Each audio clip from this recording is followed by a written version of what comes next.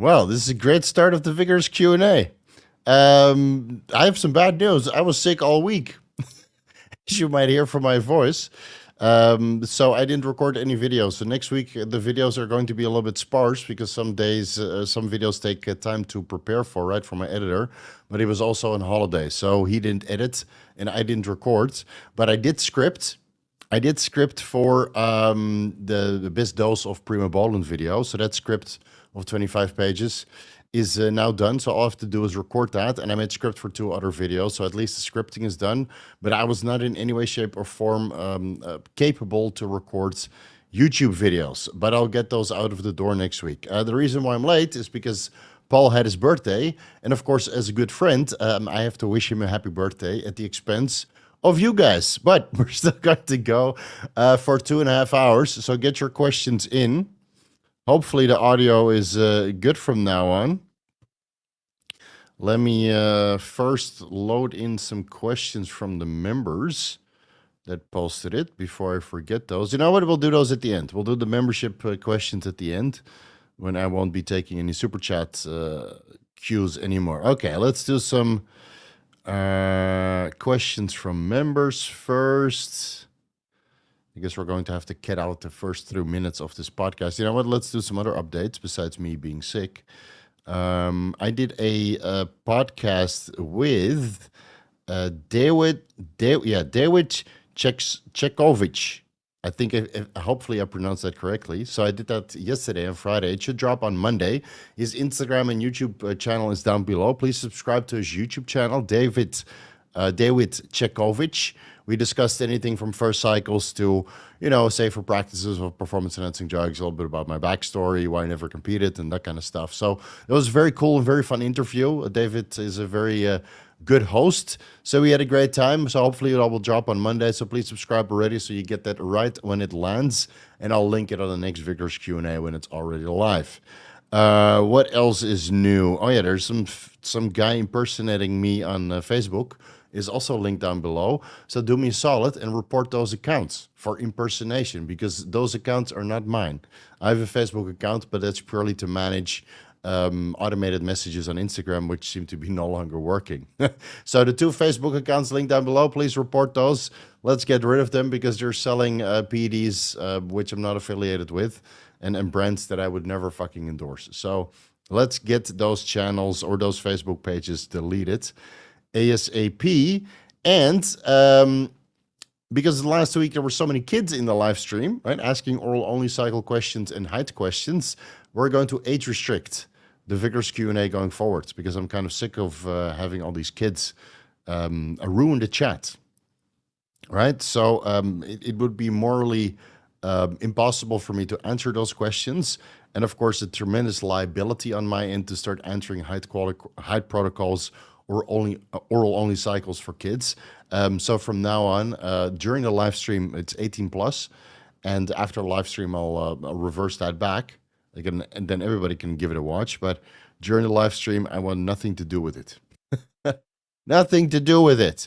Let's see. All right, let's start answering some questions. Dolmatov, good evening, Steve. What reasonable body scan can one do before first-time growth hormone use? Let's say thyroid, abdominal area, ultrasound, PS, no history of cancer in a few generations. Thank you. Yeah, so normally you kind of separate that between the thyroid, upper abdomen, and lower abdomen. So I would do all organs, and do an X-ray of your chest, right, for your lungs to kind of see what's going on. Now, cardiac cancer does that even exist? I'm sure there's some sort of instance of metastasized cancer ending up in the heart and causing issues, but from all the research that I've done, it seems that cardiac cancer is either impossible or extremely rare because I've never encountered it. So I don't think you need to do an MRI in your heart or a CT scan in your heart or an echocardiogram on your heart to see if there's any cancer present, but an abdominal ultrasound and a thyroid ultrasound and a chest x-ray for your lungs, that would be advised if you're worried about cancer. Doing your cancer marker screening with blood work every year is advised. And of course, making sure you stay away from things that are highly carcinogenic, like smoking and stress and, terrible lifestyle choices. I think that's worse for you regarding cancer growth, like oxidative stress, than a little bit of growth hormone is. All right, let's scroll down. We have liftoff. Woo. All right, Kasia. Welcome to the Vigorous crew, bro. Yeah, all the bandwidth went to Paul, that's for sure. All right, let's start answering some more questions. Hey, Steve, I've heard TRT can help reduce ferritin levels, but I've also heard TRT can increase iron absorption. What's been your experience with it? Maybe TRT reduces ferritin level as in lowering liver inflammation because now you start to eat better. So I would say that that's a secondary effect. But TRT can also lower ferritin levels because you have less iron storage because now all the iron is in your hemoglobin within your red blood cells. But yeah, steroids can increase iron absorption, especially if you supplement vitamin C with food sources that are rich in iron, like beef, salmon, spinach, albeit that most of that iron in spinach is not very highly bioavailable. So, and of course, TRT can increase hematocrit and red blood cell count. So, if you come off TRT or you lower the dose, then this increased iron that you now absorbed during TRT will then be liberated from the red blood cells and metabolized from the hemoglobin, and then end up in the ferritin for storage for later use. So it can all go up. All right, that's why it's very important to self-diagnose if you have sleep apnea or not, and get that under control, because sleep apnea is also terrible for your hematocrit and red blood cell count. And of course, iron, if that's high, you can always donate or fast or do chelation therapy to get that out, or simply reduce your dietary iron intake, or take IP6, right, choline hexaphosphate, to inhibit iron absorption. So there's multiple different ways to kind of get that done. Marco Marcel, hey coach, when to check sperm markers after post-cycle therapy? I would wait at least 3 months, but it seems that for most of the semen analysis that I've seen after PCT, it starts to get pretty good after 6 months or so. So that means if you want to come off to get your wife pregnant, then give yourself at least 6 months, but it might take longer. Yeah. All right. Kobe, welcome to the Vigorous crew. What's up, buddy?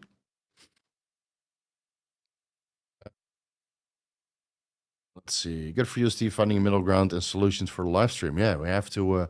The show must go on, right? But not the expense of, getting myself into legal trouble from disgruntled parents, because then it's suddenly my fault. All right.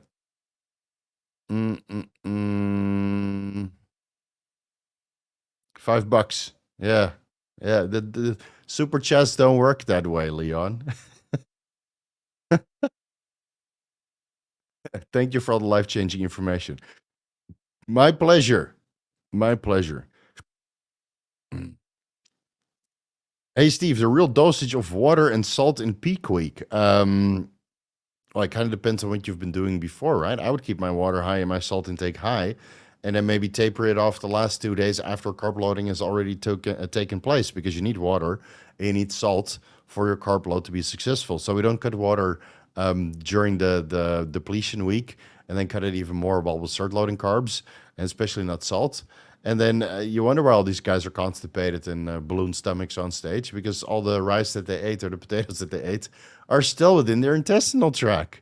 So high water, high salt, and taper that off on your cleanup day, the day before the competition, where you generally do a fat load instead of a carb load. And fat is very easy to shit out because it lubricates your intestinal tract, allowing you to pass it through, right? Especially if you take some Tatka and ox bile to kind of lubricate the entire thing even more. And carbohydrates are kind of dry, right? I mean, if you eat a boatload of rice and a boatload of fish and not so much fat on the day that you're carb loading, it's very likely that gets stuck internally. So you need a little bit of Tatka, and you certainly need a boatload of water to pass it all through, because constipation kills your shape. Chase Hobbs, another member. How do I super chat? Well, there's a little dollar sign below the comments, and then you fill in a number and ask your question, and then it will appear. Octavian, optimal carbohydrates, protein, fat ratio while bulking. Also difficult to say because it depends on which phase of the bulk you are in. But generally speaking, protein can come down as carbohydrate intake goes up, and fat kind of depends on how fast your uptake, like digestion of carbs and protein are, because too much fat will slow digestion too much to the point you feel full all the time, but not enough fat will, like I mentioned before, will not lubricate the stool, so you can't pass the food through fast enough. And high fat intake might be associated with reduced insulin sensitivity. So some people do best with majority of carbs and protein during the day. And when I say majority of the protein is actually low protein, maybe 200 grams of protein and like 1,000 grams of carbs, for example. And then a good amount of fat is at the last meal to kind of lubricate everything through and not have a tremendous negative effect on your insulin sensitivity, because most of the carbohydrates have already been consumed and the lantus is already tapering off, right? That's one of the methods you can get around to it. So, yeah, it really depends, man. You watch the step-by-step cycle design video where I just, kind of discuss how to increase your calories and increase the drugs in a step-by-step fashion and what you need to pay attention to. But there's no ideal ratio, man. You just got to do what works for you, and it might work for a while until it doesn't work, and then you need to make an adjustment. And that's why we have coaches to do that for you if you don't know how. Hey, Steve, thanks for not taking breaks even when sick. Yeah, the show must go on, dude. Even though I didn't record, so I feel a little bit stupid for not having everything ready for my editor who's going to work on Monday. But maybe Monday we can get another video done. I would like to record that best dose of Primobolan, which was a lot of fun to prepare for. All right, let's see. Does growth hormone have localized IGF-1 effect when injected in certain muscle groups you want to grow? And if so, have you tried it? Yes, I've tried it. And yes, it causes autocrine signaling of IGF-1 locally, so that's within the immediate vicinity. I injected all my growth hormone into my right chest for an entire year, and it didn't do anything to, break up the imbalance, and that was all pharmaceutical grade. So that being said, injecting IGF-1 into my chest when I was still running Increlex, that made a significant difference. Yeah, that made a significant difference. So I would say that the localized IGF-1 production, even at higher dosages of GH, let's say 8 IU per shot, is marginal compared to a small administration of IGF-1 LR3 DES or real Increlex IGF-1 recombinant version. So, it's expensive. And if you want to get some sort of localized IGF-1 for recovery purposes, why not inject it intramuscularly? The problem is with all these intramuscular shots, over time, you do lose a little bit of definition, even if you just use a slim pin and even if you only inject small amounts of water, because you're constantly, piercing the skin and constantly breaking up the skeletal muscle tissue, and the scar tissue kind of fills in fills in your striations. So that's that's a bit of an issue, unfortunately. But I'm not going to compete, so I just pin where I want it. So I did most of the IGF-1 in my chest. Yeah, I think the effect is still there. Still feels hard, but I won't be using any IGF-1 until it's actually time for a real fucking cycle. Because all it does is potentiate some fullness right now, and I'm not growing. So, oh, the super chat function is not open. Really?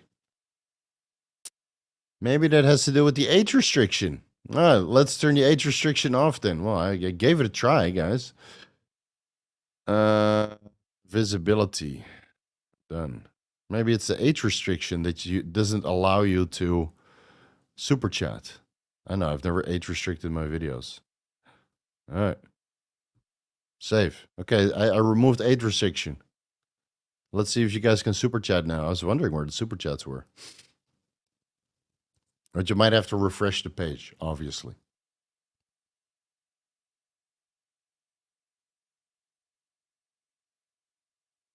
Bet it doesn't feel as hard as when you're on actual testosterone. Hard as what? Oh, you mean the chest? I know, it's pretty hard, man. It's pretty fucking hard. But it's not as full and as strong as being on actual testosterone. All right, so fuck, man. So now it works. So I can't even age restrict this fucking shit. Otherwise, I don't get super chats. Yay, super chats are back. All right, well.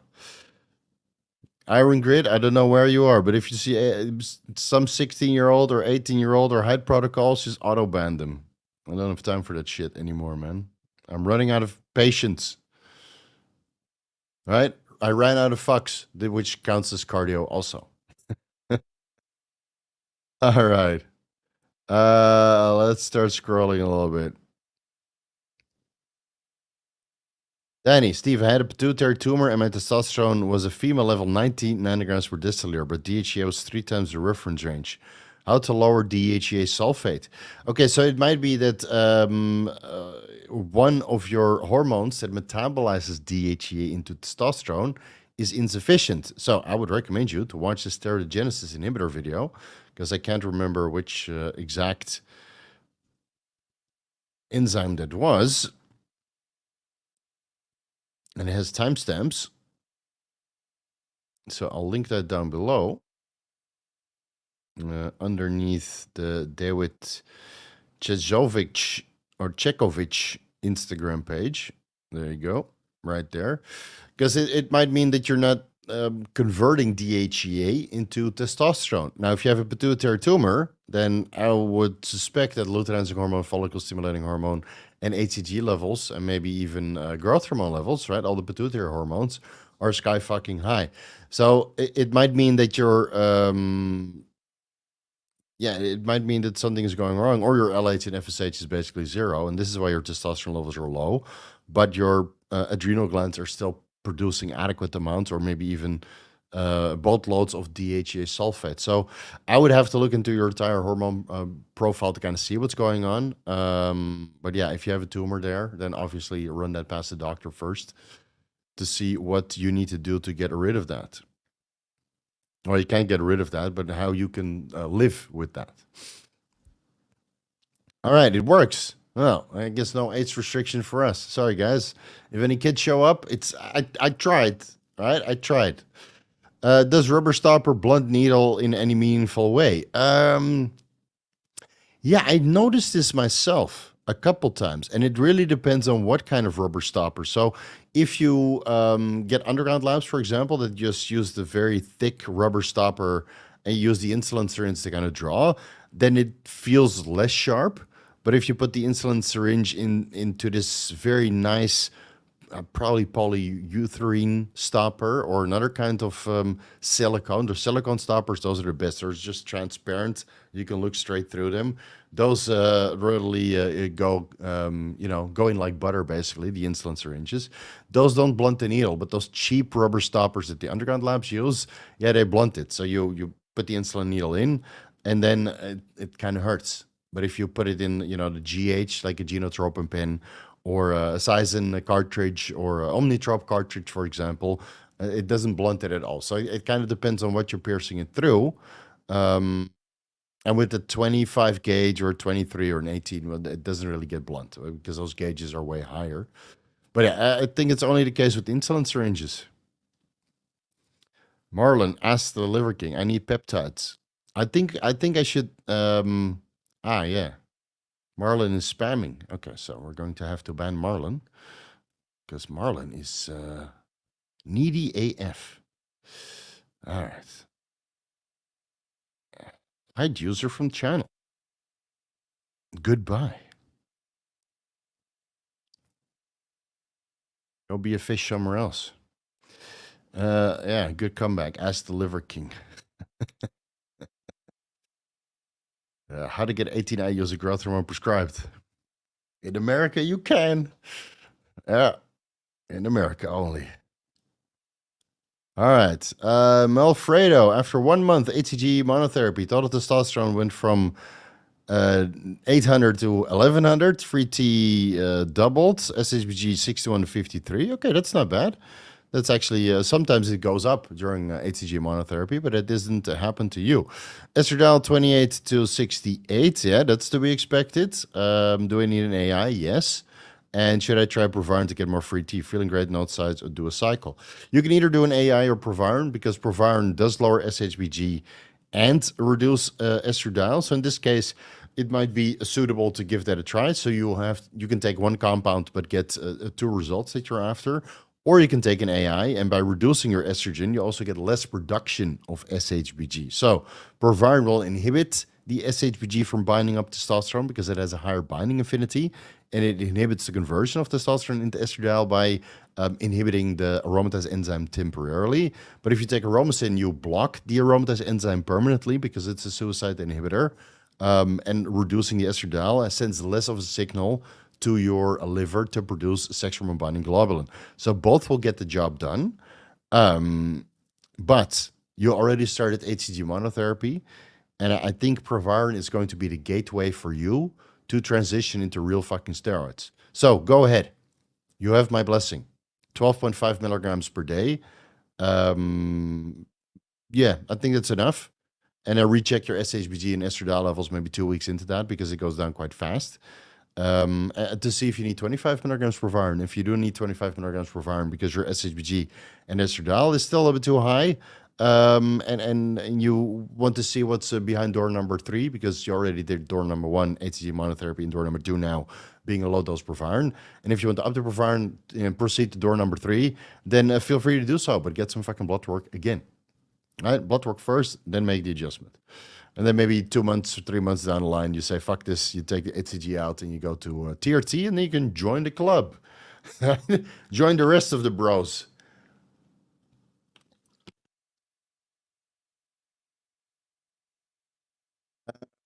Leon, all right, it worked. How to get rid of tingling sleeping hands, fingers at night. I'm on 250 milligrams of test and 20 milligrams Anavar. When I'm natty, I don't have this problem. If I can't get rid of it, is carpal tunnel surgery worth it?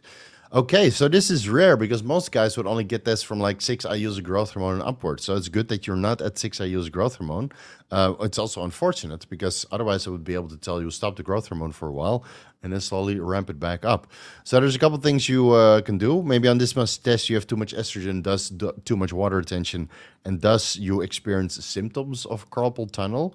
So maybe do some blood work and see if you need to bring your estrogen levels down, or increase your water intake, increase your sodium intake, let that normalize to the point you're always excreting, right? Maybe you're not drinking enough water or getting enough sodium, and thus you're retaining water because your aldosterone levels are sky high, which you can also bring down with telmisartan, a blood pressure medication, 20 milligrams, 40 milligrams, depending on how high or low your blood pressure is currently, right? If your blood pressure is low now, then but your water retention is high from high estrogen, then right, telmisartan might not be a good idea. You need to increase your blood pressure by increasing your sodium intake. So there's a multiple different directions that you can go into, and it could be that you're simply sleeping on your veins, right? So if you sleep like this, and you're cutting off this vein, then you're cutting off the circulation to your arm, including the oxygen.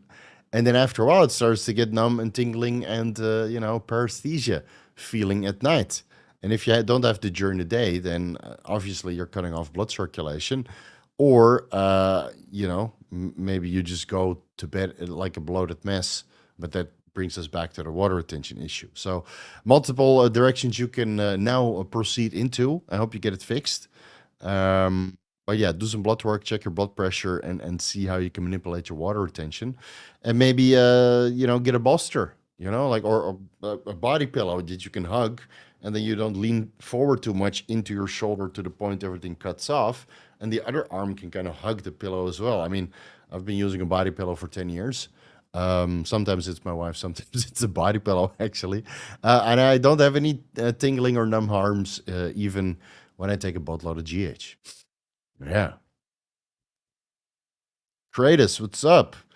If I'm taking 160 micrograms IGF-1 LR3 2 to 3 times a week, intramuscular and weak body parts, can it be taken without weeks off on cycle? Also, does it make sense to sometimes use allogliptin versus Januvia with LR3 to a longer half-life?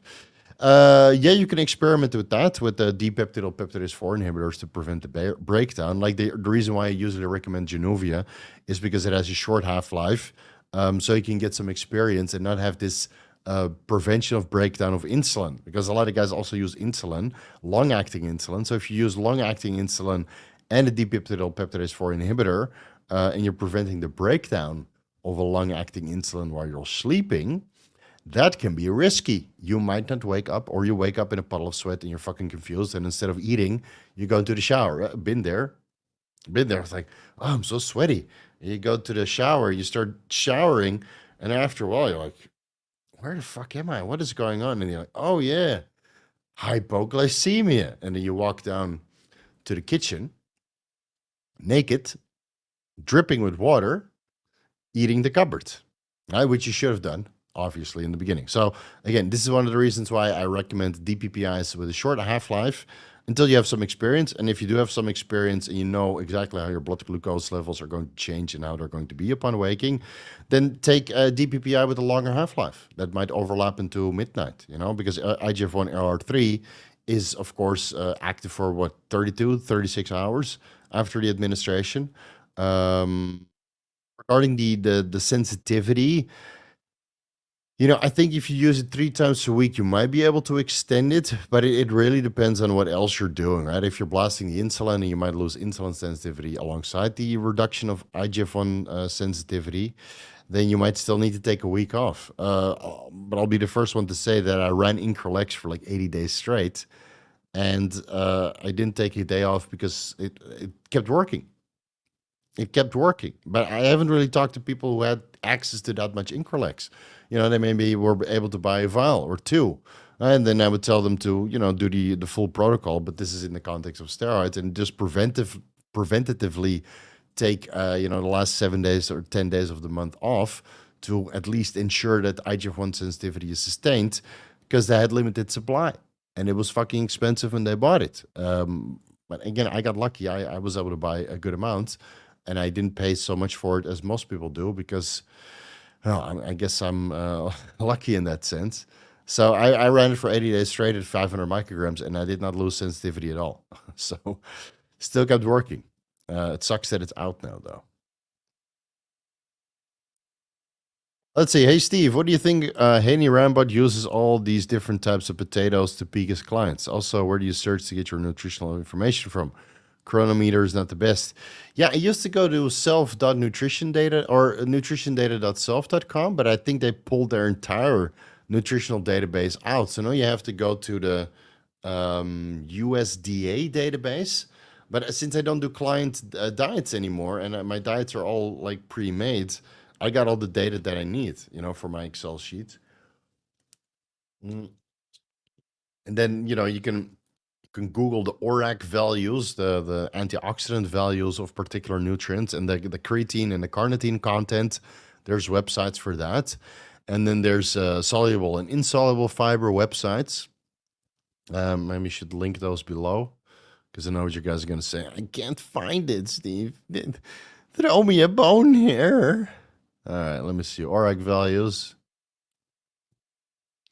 Superfoodly. I haven't checked these websites in a while, so if they don't work, no complaint. What else we got? Fiber content of food. Prebiotin. I think it's all on these websites. Where is it? Then do I have the... I don't have the creatine. Creatine content of food. Can't remember what Dr. Burke. Oh, give me a break. I can't remember what the website that was. I'll search it after the show. Let me make a note here.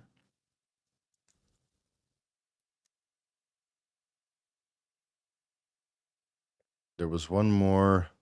USDA nutrition database. Food Data Central. Is that the one?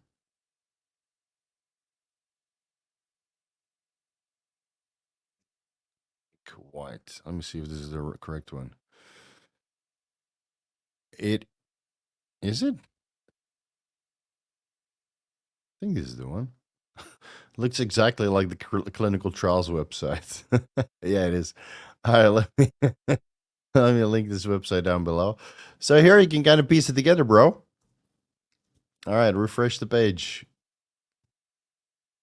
And what Hany Rambod does to peak his athletes, I don't think it's just potatoes. I think it's more than potatoes. Yeah, it might be Anadrol and Superdrol and halotestin and injectable adenosine monophosphate as a vasodilator. You know, the rumor mill regarding Hany Rambod's practices are very strong, but he's never confirmed any of it. And I think he'll take his protocols to the grave. But he might talk about nutrition, which is just part of the strategy, of course.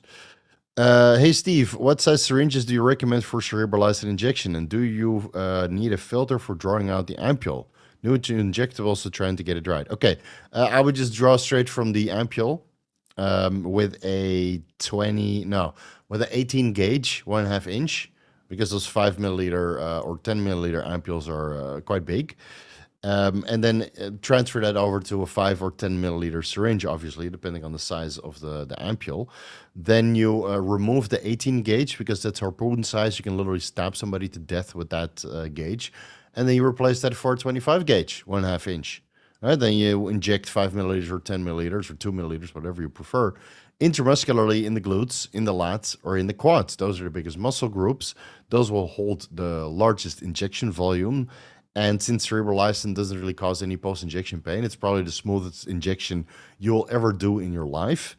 Besides maybe sterile water, which why would you inject that, right? I mean, it's inert. But cerebrolysin is the smoothest injection I've ever done in my life. And I've done a lot of shots. Yeah, I'll tell you that. So 25 gauge, 1.5 inch, nice and deep. That's what she said. Hey, Steve, any thoughts on BPC 157 as a liver ancillary? You didn't watch the BPC 157 video. But yes, it might be a practical for several liver-related diseases, but not something I would run 24/7, even though it does increase growth hormone receptor density and growth hormone response in fibroblasts.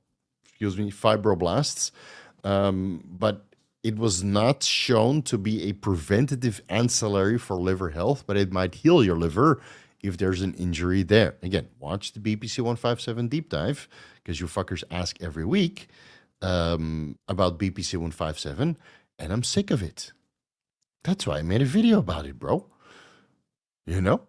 So I didn't have to answer BPC 157 questions, but I'll take your $10 regardless. Yeah. Yeah, this is all going into my BPC 157 fund. Good job. Keep up sharing the good information. You and Dr. James are the guys. Yeah, I wish Dr. James would make videos a little bit longer, though. They're too short. Great on editing, fucking funny, but I would like to see like double the length. And I understand completely why he does it, right? Because audience retention is fucking abysmal nowadays. And I mean, it's definitely working for the growth of his channel, but I already see that he's getting too many client requests, and that's why the frequency of his uploads have gone down. Eventually, he'll figure it out that he shouldn't coach so much, and it's better to make more videos, and then maybe get a couple sponsors on board. James, if you're watching, right, you're in Dubai, you can start asking for sponsors because you have 20,000 subs. Maybe we should get Dr. James on board and ask him why he took Tony's slogan. You know, that natty day wasted. What a day natty is a day wasted. That sounds cute, but when you have 10,000 subscribers, you got to be a little bit more. Your slogans have to be a little bit more intelligent. I would say that, you know, because I'm not anti-natty at all, man. Where are you posting the links? It's down below in the YouTube description section. I do that with every video, and then I save it. I save it like 100 times because there's so many referrals to other videos. Let's see. Still got 2 more ampules to do this month. Can't wait to inject. Yeah, I know the feeling. But all I inject is HCG, FSH, and growth hormone. So boring. Joshua McGarrity, 25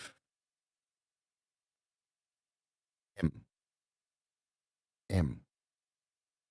25 years old? I know that 635 is testosterone. He tried to squeeze in as many characters as he could for a super chat. Okay, I'm not sure what the M stands for. M. 25 M. I don't know. Which hormone is that? Methanolone. All right, 635 total testosterone, 12.5 picograms estradiol, 21 SHBG, low energy and libido, started HCG monotherapy, 300 IUs every other day 5 weeks ago, blood, sweat, merrick in the beginning of December, nothing noticeable yet. How long before feeling any noticeable improvement? You should feel it right away. And if you don't feel it on 300 IUs every other day, I would just increase to 1,000 fucking IUs every other day. Because you should feel something already.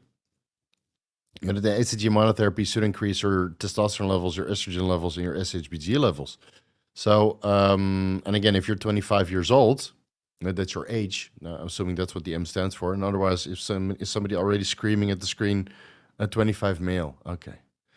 Male. Fucker, it's male. Age, sex, location. Yes to the S. Yes to the S. Location is right here. Yeah. The age is 40 though. It's not very appealing. I'm in a good specimen. Anyway, so he's a 25 years old male. Good testosterone levels, but low estrogen levels, somewhat low SHBG levels, low energy and libido. And it's a HCG monotherapy isn't really working. So I would increase to 1,000 IUs HCG. If your healthcare provider at Merrick Health is against that, just tell them Coach Steve said it's okay. All right? I paid $10 super chat to Coach Steve, and he said it was okay.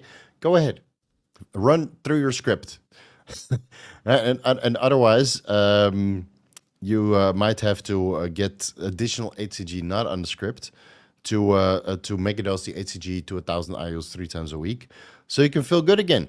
Because on 1,000 IUs HCG right now, I can tell you that my libido is fucking stellar. And I'm a 40-year-old male with 820 nanograms per deciliter total testosterone. And what was it? 45 picograms per milliliter estradiol. I think my SHBG was like 45, something like that. And my energy is high, my libido is fucking high. So maybe you need to triple the dose, bro. And then you can join the Vigorous Libido Club. Yeah. If you're with Dr. Adam Hotchkiss, I'm sure he will agree with my recommendations. Hey, Steve. For the past 2 to 3 months, I've consistently gotten sick every 1 to 2 weeks. Jesus. That sucks. Sounds like you're overtrained. My CRP is 2 milligrams per deciliter. My doc says it's normal. Yeah, 2 is still within acceptable range, but it could be from being sick.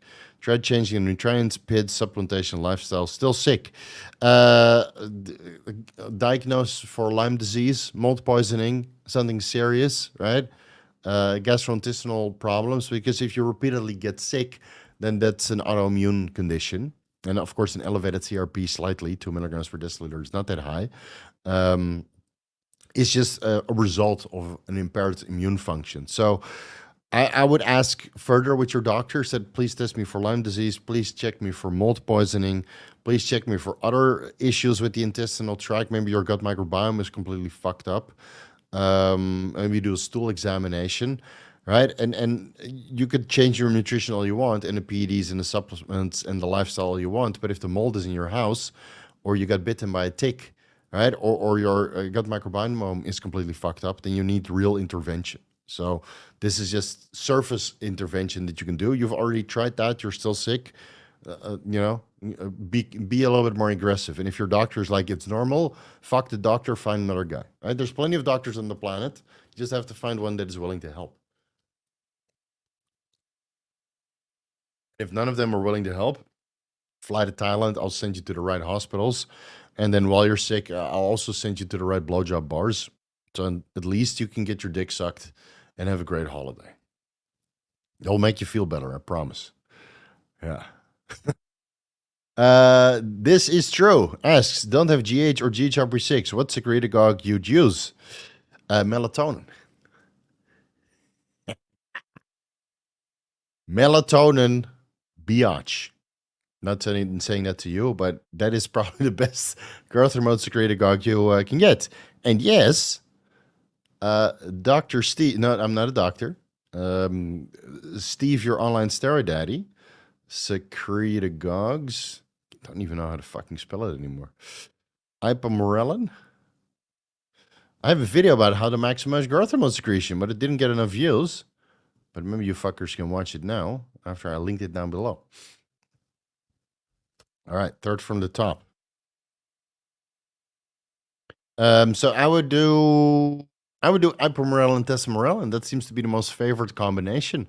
So maybe 150 micrograms ipamorelin twice per day and 1 milligram testosterone twice per day to activate the ghrelin and the growth hormone releasing hormone receptor of the pituitary gland, and then make sure, excuse me, that somatostatin levels are nice and low because you didn't eat so much, and you took adequate time between growth hormone secretagogue administrations. Then you take your 3 to 10 to 30 to 100 milligrams melatonin before bed with amino acids, and then and then you spend all this money, you put all this effort in, and you realize that I should have just gone with 2 IU's growth hormone, man. It would have been cheaper, only one shot for better results. But you'll have to learn the hard way, I'm sure. Is it a bad idea to get back on TRT after being off when I did bloods off for a year and found my cholesterol LDL high? Insulin 14 millius for the first time. Well, it sounds like you have some dietary interventions to do. And then when you have your cholesterol LDL and fasting insulin levels good again, then go on TRT. I mean, I can't wait to be back on TRT, bro. Fuck. Yes, Friday I went to the gym. And so I've been off TRT now for, well, basically a year, right? And I dabbled with growth hormone and IGF-1 in the meantime.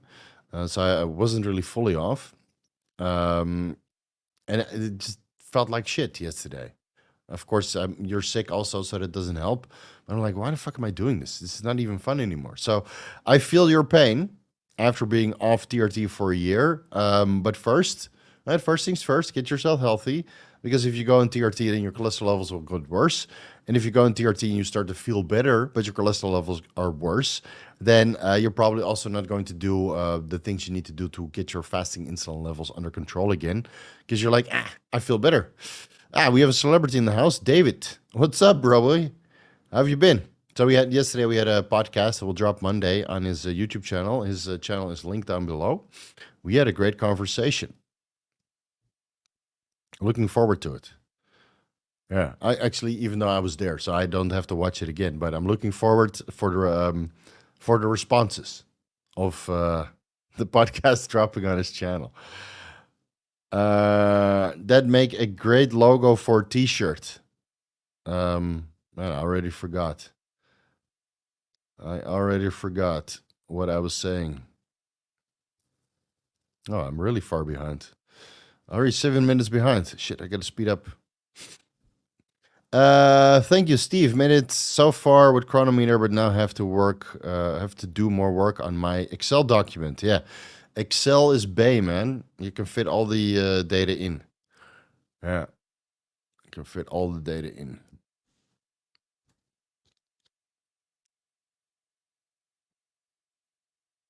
Ascension Martinez. Hey, Steve. TRT about 6 months ago at 200 milligrams per week. I bumped it up to 260 test and added Masteron Inthate 100 milligrams a week, and I'm getting migraines. Okay. Well, let's take the Masteron out first.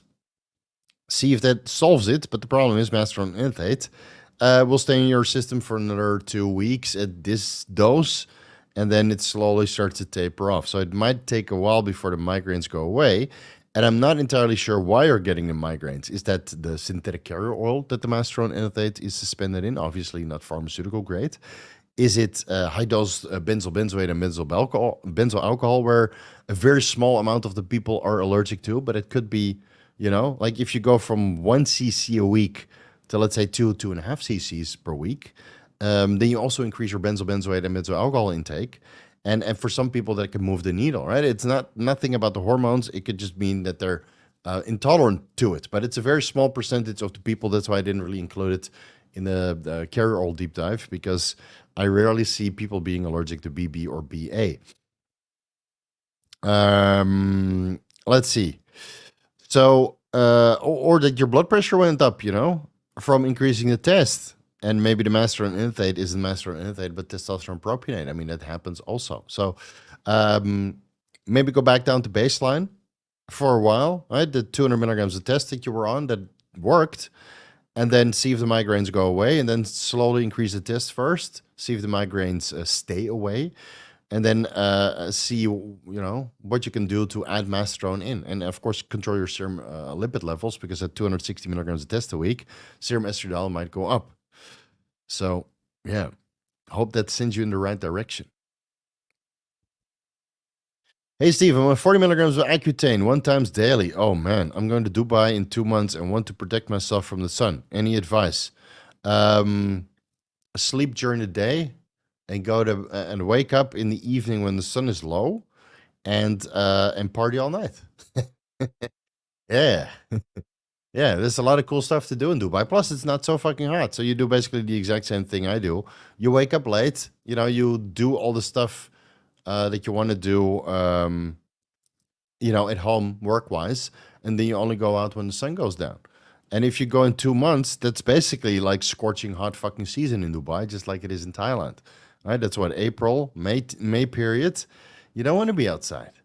You don't want to be outside. So, and otherwise, keep in mind that the desert air is very, very dry.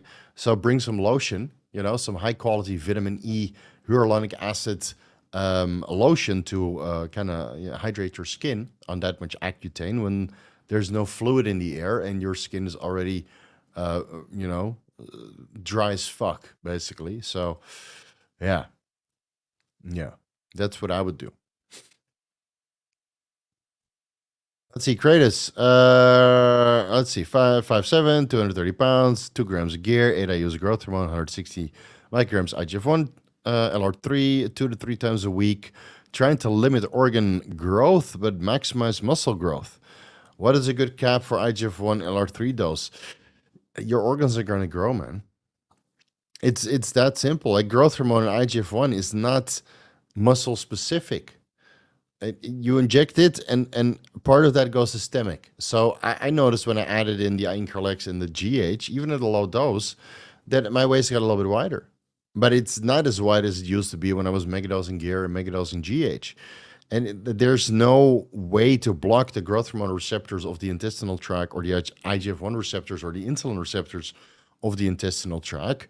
What you can try to do is avoid like foods that would bloat you and that are super fast to absorb, and deposit visceral fat in that sense, right? And just try to grow slowly. I think on this cycle you should be growing pretty well. But yeah, your organs might grow along with that. Then again, how much can your organs grow if you're not increasing food that much, right? I mean, there's a cap on how much organs can grow also, because they won't be stimulated with hypertrophy.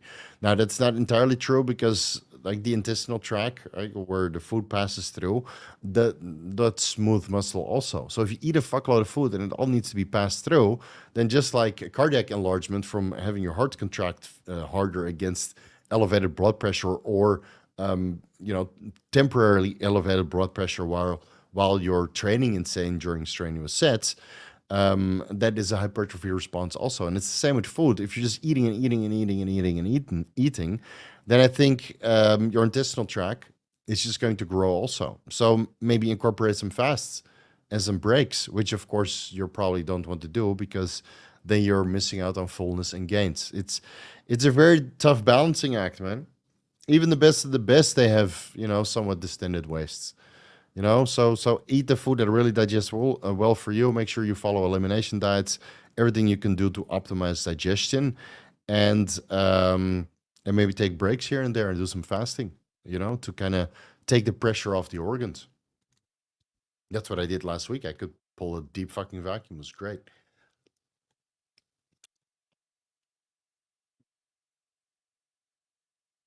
Do you have any special protocols of getting over the common cold quickly? How long would you wait to get back into the gym? I wish. I did like a whole afternoon looking for how to get over the common cold quickly, and nothing seemed to be effective. So sometimes you just get unlucky. You get a common cold. I could barely focus last week. I mean, I'm getting some brain fog here and there during this fucking Q&A. So it's just part of the game. Sometimes it happens. And I took a week off. I took a week of rest. I was not fatigued, but I still got sick. So I went to the gym anyway. I'm like, fuck it. I took a week off. I'm going to go to the gym, sick or not. I just didn't talk to anybody so I could keep the sickness to myself and not, be an asshole and spread that around. So I went to the gym. I trained at 50%, excluding a couple machines because I still wanted to touch the heavy weight. So I still did 6 plates on the leg press, nice and slow, but I did half the reps. Yeah, instead of 12 reps, I did 6. But I did 2 sets, so I still got 12 reps in. I'm crazy.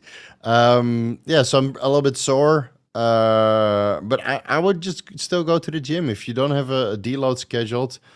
If you have a common cold, usually you feel better after the gym. You get a little bit of endorphins, you get a little bit of blood flow, you walk around, you get, away from the couch or the computer screen where you're mostly glued to when you're sick. So just go out and about, wear one of those, face tampons, face hugger tampons, and so you don't spread it around. And then just half-ass it there. It's still better than sitting at home, man.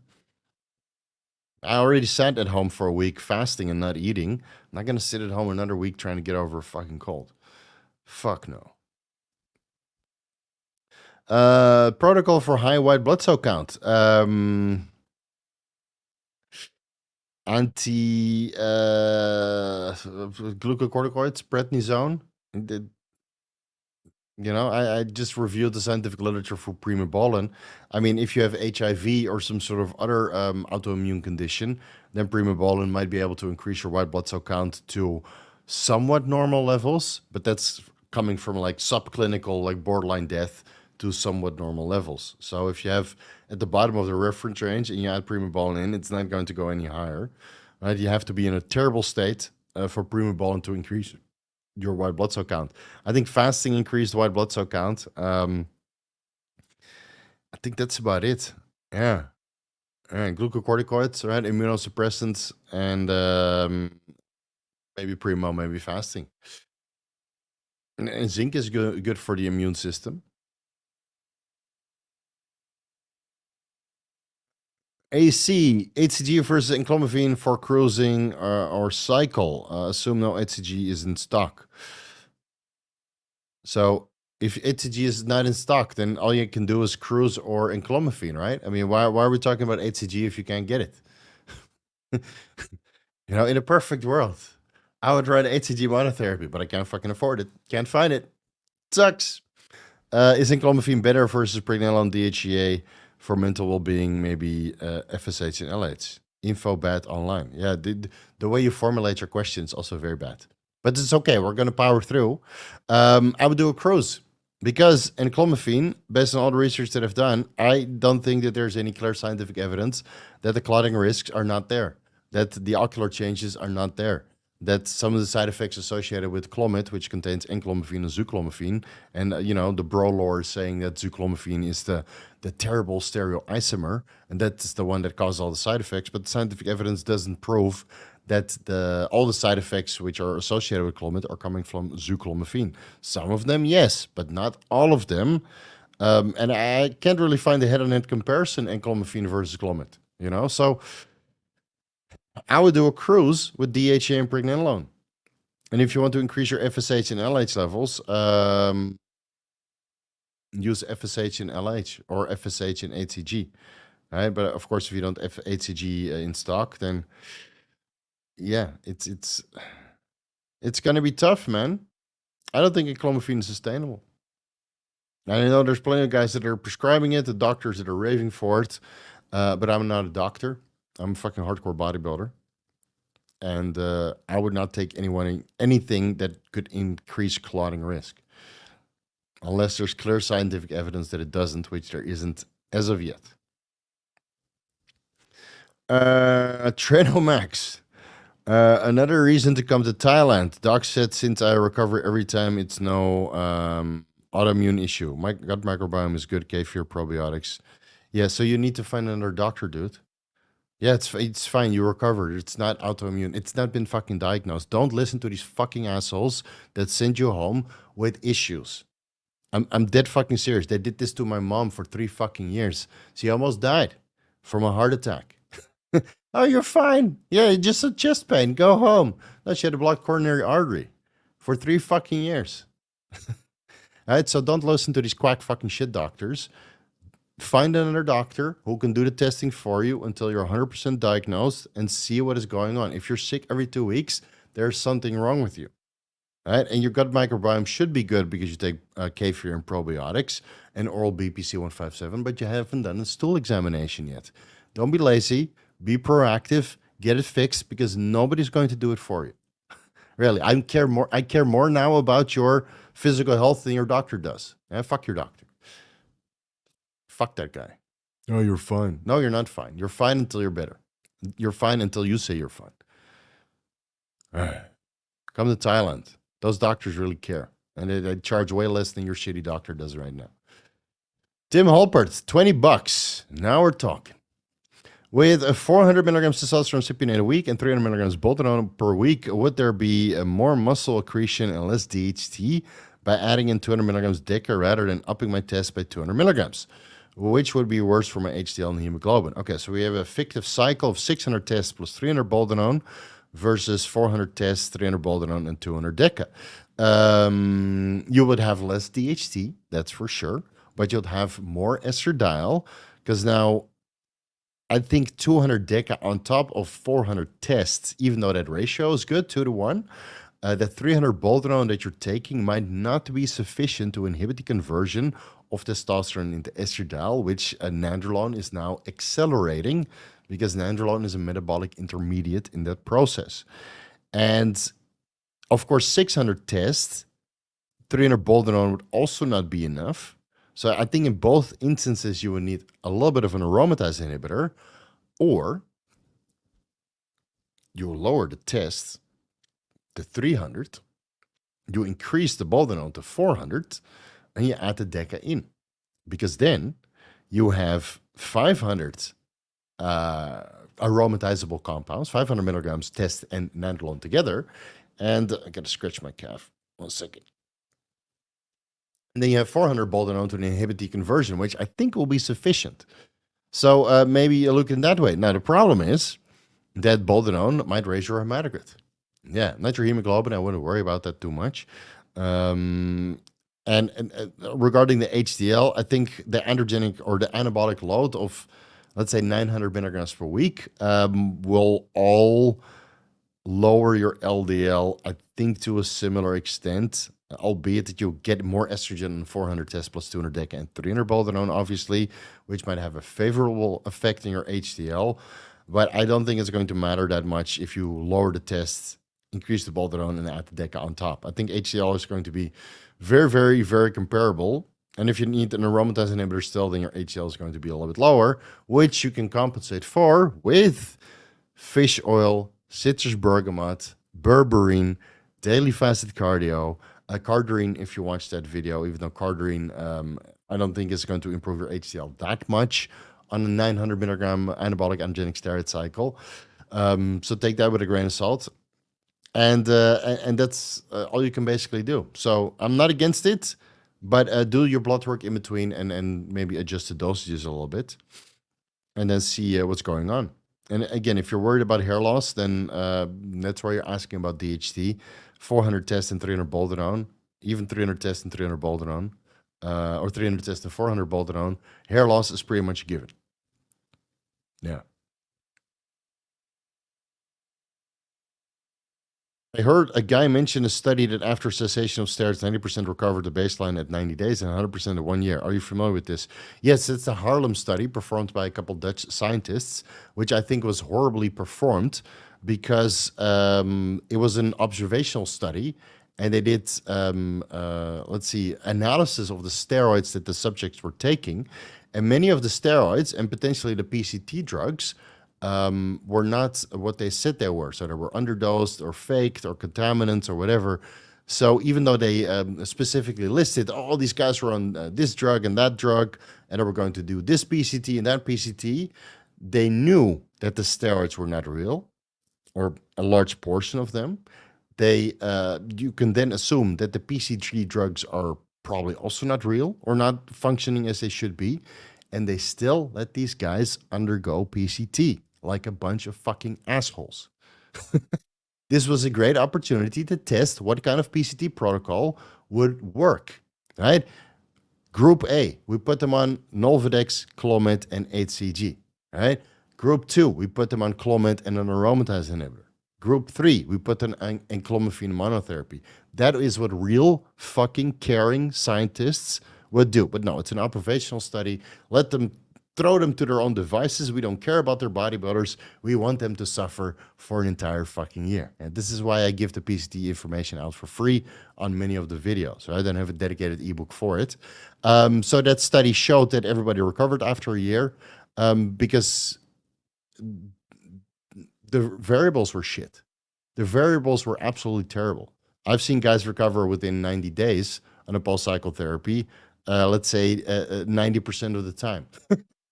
So, and that's basically the same things that they did, and 100% after 1 year. And of course, everybody recovers, or most people recover, but you don't need a study to prove that. And yeah, I think the study was horribly performed, dude. I'm very familiar with it. But I will say this. Some of the participants of the Harlem study were able to get hormone replacement therapy prescribed through some of the researchers. So I can't hate too hard, because if you're willing to give somebody a script, I'm willing to be forgiving. Yeah.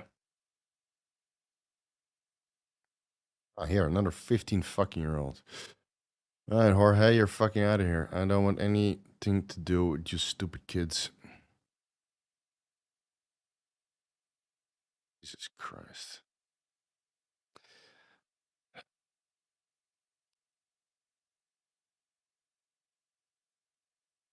Unbelievable, some people. This is why I want to age restrict.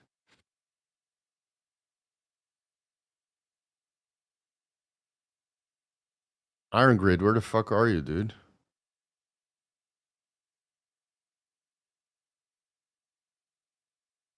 I'm gonna report his ass also. God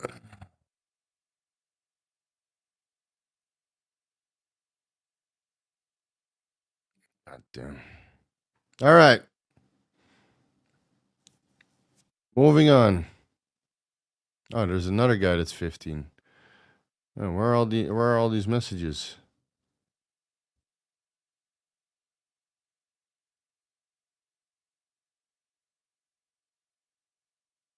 One second, guys. I can't do it from StreamYard, so I gotta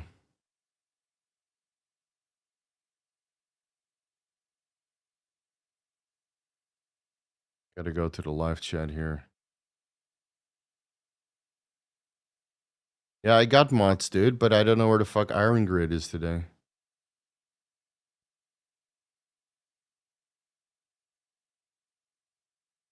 I should just do members only. Super chats only. Can't even post if you're not a member. All right. Sorry, guys. I'm way backed up on super chat, so we're gonna continue. Where are we?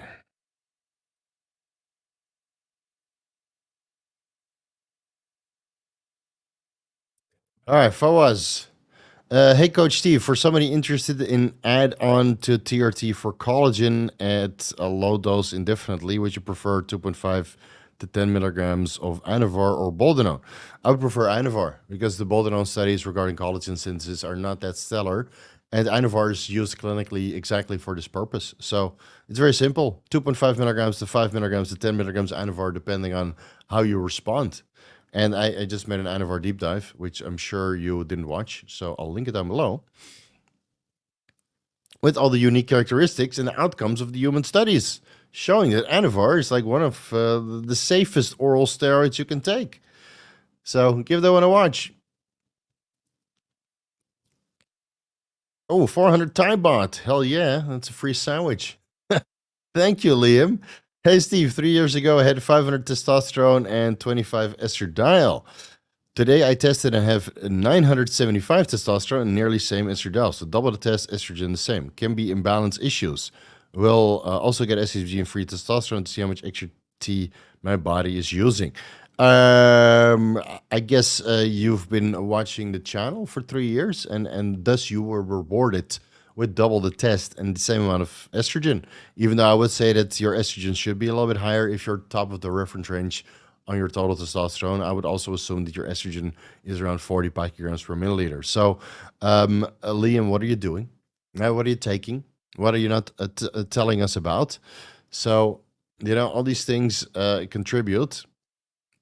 And man, why is there so much fucking spam in the chat? Sorry, guys.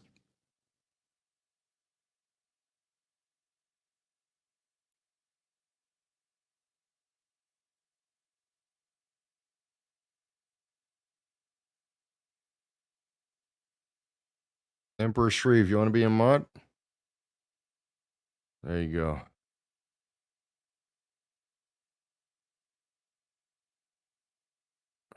Emperor Shreve is now a mod.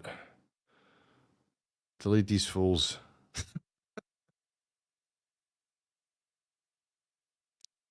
Yeah, let's go. Man, unbelievable, no?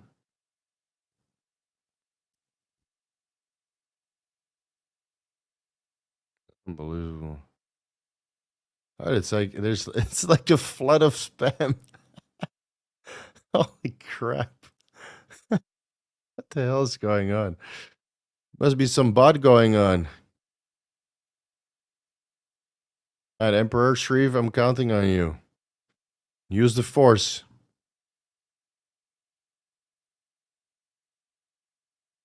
Let's see.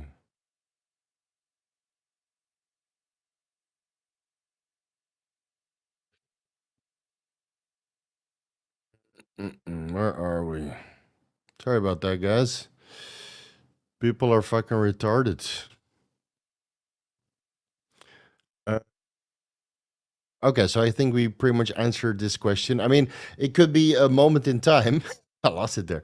So you could have like 500 tests on one day and then 900 tests another day, because serum testosterone levels kind of fluctuate. So it depends on what you're doing, how well you slept, how well you've been taking care of yourself, what you've been eating, which supplements you've been taking, right?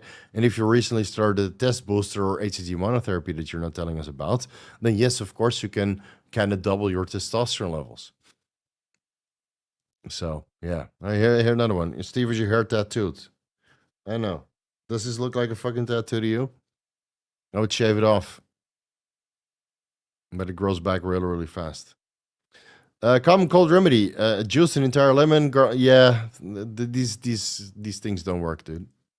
I'm on a boatload of antioxidants, which is one of the reasons why these common cold remedies usually work. But yeah, I don't. I'm not gonna gargle a garlic and white onion and then fart up a storm for the remainder of the day. Is it a viable strategy to use a single syringe for multiple injections? No. No. Single use only. Don't be a junkie. That's what junkies do. Right? Only switching needles. If you want to use a single syringe twice because you have to store an ampule because you do half an ampule injections and you're switching needles, okay. But it's you know just use it maybe twice. Okay, that's what you're asking, right? So I thought you were meaning using needles. So yeah, okay. If you want to draw into a syringe a full ampule, inject half, switch the needles, and then inject the other half, I'm okay with that. But just don't fucking draw and pin and draw and pin with the same fucking needles. That's what junkies do, right? Don't do that, please.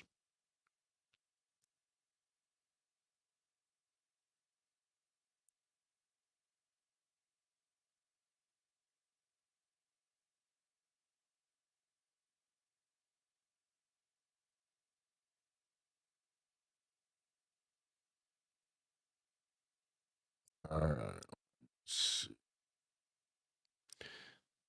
Where are we?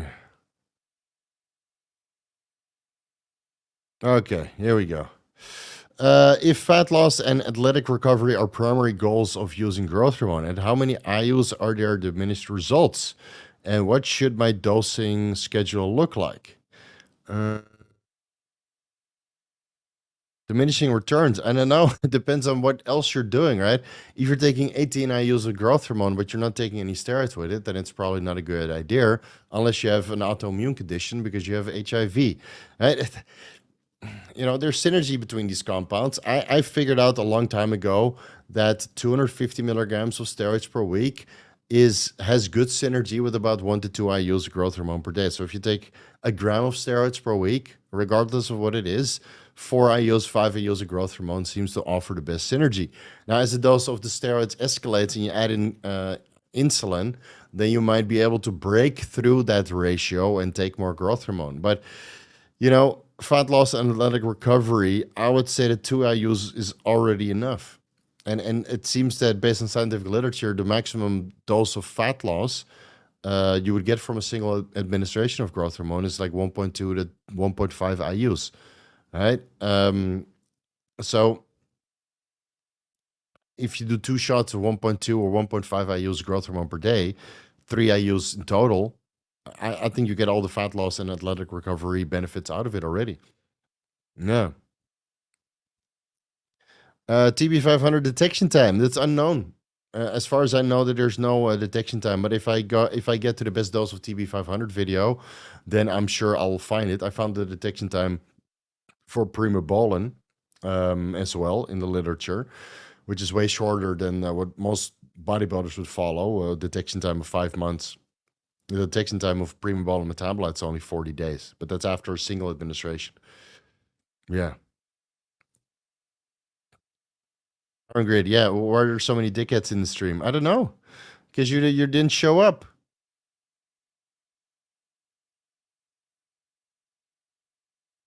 I don't know what's going on. And the channel is too big. You got a lot of haters. This is what happens. But Emperor Shreve is now a mod also. Let's see if I missed anything. So I keep banning them, man. These people are expendable.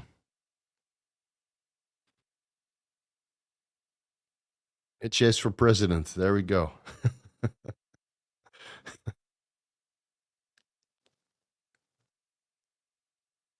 All right, where are we? Oh, I completely lost track of what's going on.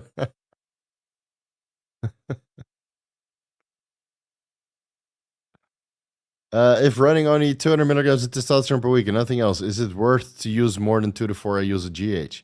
I would say 2 IUs. Yeah, I think 2 IUs is more than enough. I mean, I wouldn't use more than 2 IUs right now because my testosterone levels are, top of the reference range, basically. And I don't think it's worth the increase in GH.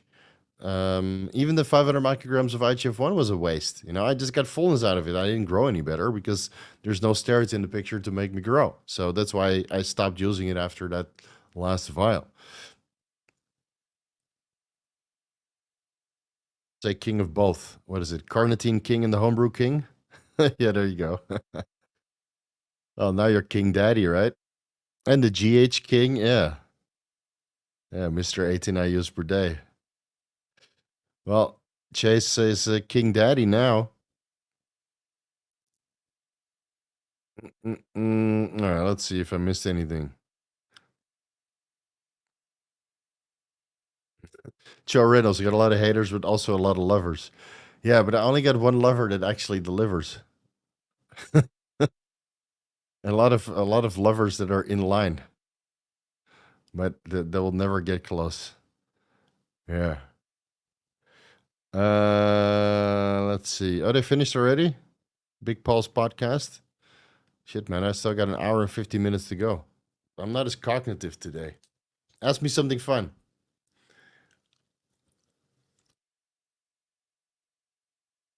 Wonder where all those fake accounts came from. Because there were like 5 of them. Z-Dub. Steve, what do you find is the best way to grow your legs? I don't know, man. My legs suck. But my legs were the biggest when I was doing time under tension a lot and high rep ranges and eating a boatload of food. Yeah. Right now I do high rep ranges, but I don't eat so much. And I do a lot of time under tension. So, yeah. It's Victor Black sending the spammers. I don't think he has enough money to hire people to spam. I thought I blocked Victor and Black in combination. I thought it was added to the spam filter. How the hell did that get through?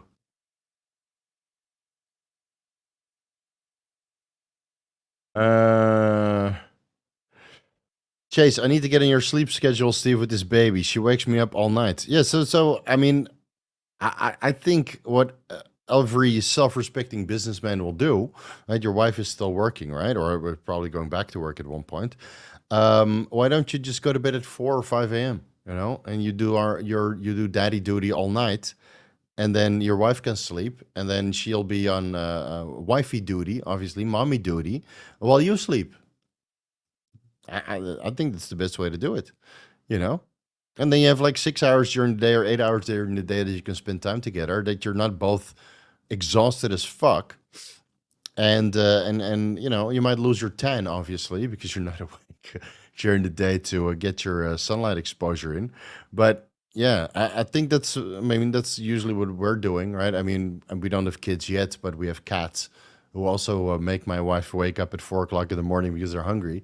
So when I go to bed, I feed them, and then I go to bed, and then my wife can sleep until about 7, 8 o'clock in the morning. And sometimes she wakes up, but you know, usually she sleeps out, and then it kind of overlaps that way. You know, I mean, after 10 years together, I mean, you can as long as the hours that are together are high quality, then it's better than spending 16 hours together and then also not sleeping together, right? Because you can't sleep because of babies and cats and all that shit. So give it a try, man. Just go to bed late, like we used to do. Remember when you were single and you go to bed at 4 o'clock? Do it every fucking day, dude. Great. Great. Does Steve listen to music when he trains? Yeah, K-pop mostly, Twice, and what is it called? Girls' Generate. No, nobody listens to that anymore. New Jeans. No. I listen to metal music, dude. Christian Elfstrom and In Flames and all that good stuff. So I actually went to an In Flames concert 2 weeks ago. It was fucking cool. Yeah, we had a lot of fun. An entire group of guys going to In Flames and screaming. Yeah, it was very metal. So I listen to metal music. Joseph G, you have any experience with tetrahydrogestrinone? I hear it's said to be 10 times more potent than Nandrolone or Trenbolone. Any studies that you're aware of? I don't think there are any studies on. Well, there are some studies on tetrahydrogestrinone because I'm starting to do research about androgen receptors, myostatin inhibition, and that kind of stuff. And I saw one study come by on tetrahydrogestrinone, but I didn't really read it because it didn't really contain what I was looking for.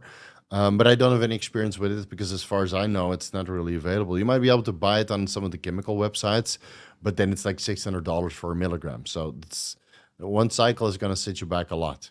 And I asked Bob Sapp. I asked Bob Sapp, said, "Hey, what about this THG? What about the Clear?" And he said he never used it. So it's yeah. So it's I don't really know anybody who's used it, unfortunately. So maybe it's 10 times more potent, but you know, if you can't get it, what's the point? You know, same as with this myostatin inhibitors. It's it's like best thing ever, but you can't get it or it's too expensive. Then why romanticize about it? It's like this Lamborghini is the best thing ever, but you can't afford it. So you know, why torture yourself? Phase velocity, 80 milligrams testosterone replacement therapy per week took me from 300 to 500. Keep having to donate aside from dietary changes, any protocols like fasting, supplements, injection frequency that help. Sleep apnea. Get that diagnosed ASAP. That's probably the underlying cause why you have to dump your hematocrit and red blood cell count. And besides that, of course, you can use IP6 choline hexaphosphate or inositol hexaphosphate, but to inhibit iron absorption. But that can also cause issues in the long run because if your iron levels are low, your body is still going to produce a red blood cell count and hematocrit, but then the size of the red blood cells are smaller because the hemoglobin content is not sufficient because you don't have iron. And then you really have a lot of red blood cells to increase the oxygen carrying capacity, right? That's with chronic IP6 administration because your iron levels are so low. Or overdonation, you see that also, where your iron levels are just being donated away. So I would find the root cause and not look for a band-aid in the form of fasting or donation or supplements. I would look for the root cause because I don't see a reason on 500 nanograms per deciliter total testosterone that you keep that you need to donate continuously unless you have sleep apnea, right? So this is why we have doctors to kind of guide you through the process of getting diagnosed. And I have a video about how to self-diagnose your sleep apnea. So let me link that down below. Apnea with the best thumbnail ever. Yeah, if you see it, you'll know it. All right, it's linked down below. So look into that. Yeah, we'll be vampires. Yeah, vampires. And then we show up at the Mr. Olympia, like fucking baggy eyes, you know. I probably have to do IUI or IVF, man. It's taking forever. So as soon as we make an appointment with the doctor and have a timeline, then I'm gonna start planning because it's driving me nuts. It's driving me nuts.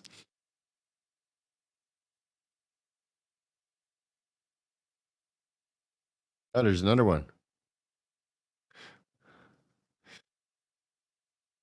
There's so many guys in the chat. Don't forget to put them in the timeout, dude.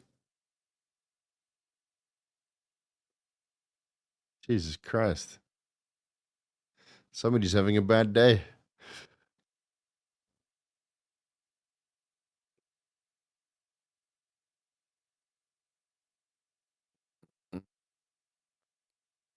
Matthew Rich, super sticker. Let me see if there's a question attached to that. I don't see it. Let me keep looking for it. Joe Reynolds, don't forget to like the stream. Yeah, that would be nice. How many likes we got? We got 73 likes. 200 people watching. Oh. Why even bother asking for it? It's too much effort, man. Does the coach play with Legos in his free time? No, but I do watch Lego channel. There's a very good Lego channel. I'll tell you that. What is this guy's called? Let me see if I can find it. I'm not subscribed, but then once in a while I get it in my recommendation. Lego mock-up. I can't find it like this. There's this German channel who builds like an entire city, and I've been following him since the beginning. I can't remember what his channel is called.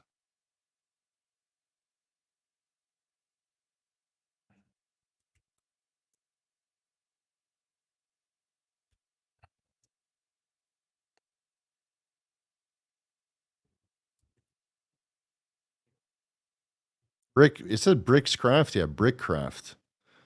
All right, I'll link it down below. That's a great channel. So once in a while I watch that. Still got all my Legos from when I was younger. My mom made me keep it, so I have like, well, thousands of euros and guilders of Lego back at home. So when I have kids, I'm gonna pick up all the Lego and then just slowly give it to my kids, slowly but steadily, right? Not all at the same time, right? Here's start with a little car, and then you can build a house, and then you can build a city. Because yes, I did have a fucking Lego city when I was younger. Yeah, it's nothing to be ashamed about. Because it helps you solve problems, and then you, of course, you model your Lego city in SimCity 2000. Hey, Yeah, you didn't think about that, right? To make sure that all your roads and your water and your electricity is solid, you model your Lego City in SimCity 2000. Make sure that it looks cool. Like get one of those with 2x4s or 1x2s, depending on if you use meters, just big enough to slide under your bed, and then you build the entire Lego City based on your mock-up. Yeah, and that's what we used to do.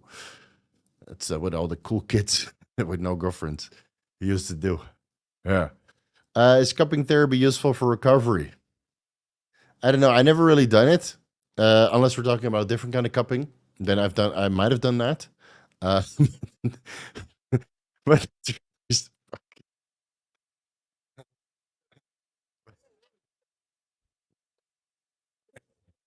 sorry. Oh my god. But the usual, like the the sucking the blood to the skin and that kind of stuff. I don't know. I mean, I'm sure it works because I've seen bodybuilders do it and they swear by it. And I do active release therapy and I do occasional, grass on and acupuncture, and that works also. So if it works, it works. But I've never used it to say that it works or not.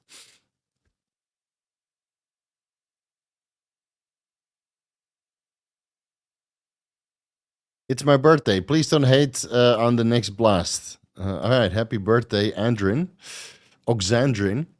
Happy birthday, buddy. 1,000 tests, 700 trend, my sweet spot, 100 MPP, 2 to 6 IUs, growth hormone.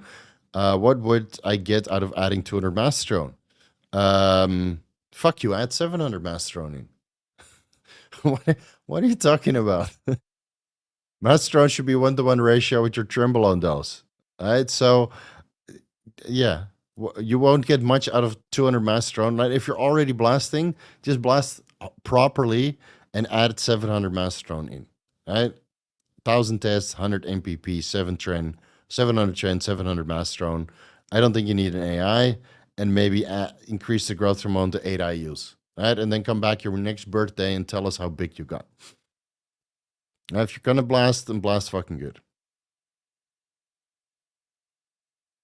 Oh God, somebody figured out how to bypass. I don't know, man. I'm not following. Maybe it's the Russo's goons in the chat trying to say terrible words. You never really know, man. Did his teeth bend and his hair fall out? I think he just takes poor care of himself. I mean, you can clearly you could always see that. It's not a guy that follows the lifestyle. He just takes SARMs and experiments, and I'm not against that, but if you get yourself into a terrible mess, then it's through your own doing. So I hope he pulls his shit together. Really, I really hope he pulls his shit together. But you know, it seems like a downward spiral for him. Yeah, and now he's pissed off so many people that nobody really wants to help him anymore. So that's his own doing. Actually, Vlad Dracula had a brother named Radu the Beautiful. Oh, really? Radu the Beautiful. I just watched Dracula, the most recent movie. I just felt like downloading it. That was pretty good, fun. Yeah.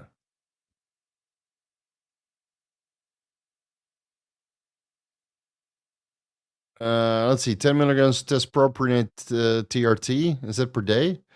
Heart rate 160, or that's blood pressure. Mumtoo's.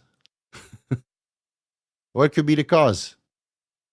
I think your blood pressure is fine.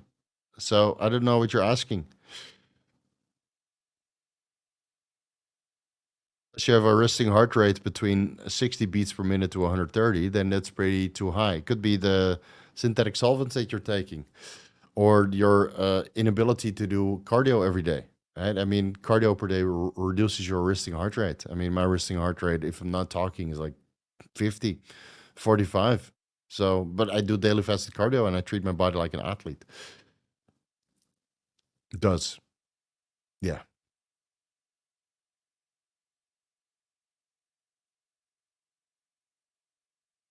Ranek, inject less, more often, switch injections, switch to a higher Oh, this trying to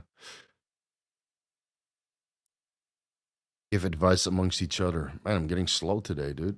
Holy shit. William Fanning, $10. Any questions with that? Missed one from somebody sent the super sticker, but he didn't ask a question. 1 second. Had so much spam today in the chat. And so much profanity. Must be people from 4chan or Reddit. I got nothing better to do. Let's start spamming the live stream. And I can't even find it anymore. Oh, here, Matthew Rich. All right, let me see if you answer the question later on. So I don't get overwhelmed like, you forgot my super chat, bro. What the fuck? Matthew Rich. Didn't ask a follow-up question. All right. No, William, I'll look out for you.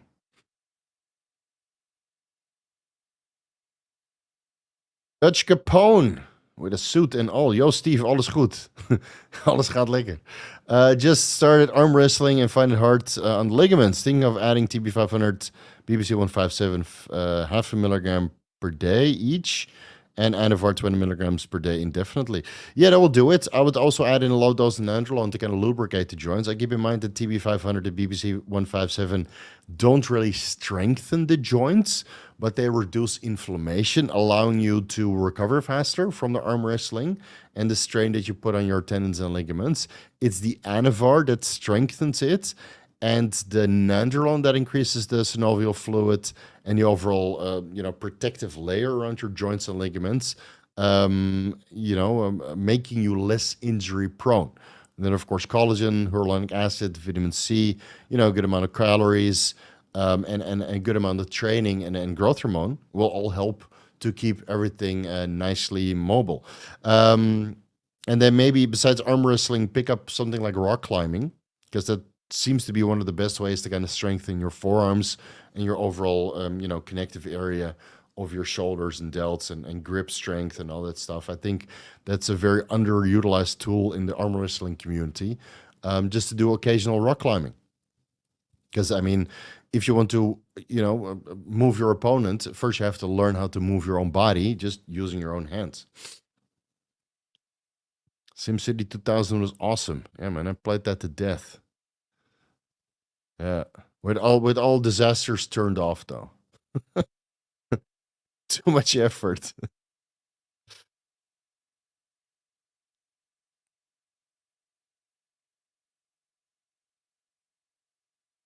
All right, here we are. Aaron Hurl did an underground lab testosterone intake, 250 milligrams a week. After 5 injections, did blood work. Total testosterone 4,206. Holy shit. Estradiol 78. Okay, that's still okay. C-reactive protein 39. Yeah, so it's very likely that you're injecting inflammatory shit. So stop that ASAP. How long for the harsh UGL to leave the body? I would take about, depending on the synthetic carrier oil that you injected, I would say it takes about a week. And then it takes another week for C-reactive protein to really come down. So give it 2 weeks after the last injection and then test your levels again. And then in the meantime, try to source something better, because this undergrad lab will clearly give you cardiovascular disease if you use it longer than you did now. Yeah, be careful, man. And this is why I put this information out there, so you don't have to make this mistake. And good on you that you did blood work after 5 injections, because you've also could have done blood work, 6 months into it, and then you had 6 months of inflammatory issues going on. And CRP of 39, man, that's crazy. Joseph B, adding in 25 milligrams per hour to TRT, now feeling face pressure and anger. Coincidence or related? Face pressure. I sometimes get pressure on my face. Dad joke incoming. Yeah, but it's for a good cause. And then, if I have trouble breathing in that context, I might be a little bit angry, but it's also highly erotic. So it's all good, but it's not from the Proviron, okay? And in your case, I don't know, take it out. See what happens. The Proviron is a DHT derivative. It could increase irritability, but I don't think that 25 milligrams Proviron can increase blood pressure to the point you get face pressure. unless you're allergic to the binders that are being used in the Proviron. Maybe it's using some sort of cheap binders that you have an allergy to, and now you have a small allergic response, metastasizing face pressure, right? I'm just trying to piece it together here, but that will be my most logical, explanation. So take it out, see what happens, and if you feel better, throw the Proviron away. Alex, Alex Sensual. I think that would be a good OnlyFans name. What's your OnlyFans? Alex Sensual, baby. Yeah. Kind of fun question, I guess. Quick protocol for extreme amounts of ejaculation. Oh, well, fuck. As the name implies. Extreme amount of ejaculation to impress the missus. Is there anything people usually don't know about? Now, people know about the, fruit, right? You take, what is it? A pineapple can actually make your semen taste a little bit fruity and sweet. Then you have Clomid, which is very good to increase your semen volume. Soy lecithin can increase your semen volume. Taurine, selenium, and zinc all will help with testicular function. I mean, ATG can increase your semen volume. FSH can increase your semen volume. And a little bit of semen retention, a little bit of edging. So leading up to impressing the missus, half-ass your masturbation to the point you're almost coming, but you're not coming, obviously, because you need to retain the semen. Make sure you eat plenty of, pineapple in the meantime. And then blow your load, from, let's say, middle to top. Make sure you get a couple drops in her mouth. And then she can be impressed. Like, holy shit, you shot so far and it tasted good too. Double thumbs up. Right? So that is the way. And I have a video about this, of course. Because Steve always delivers on all the commonly asked questions by sexually active men. It's called Vigorous Loads. Link it down below. My God. Never serious. So, yeah.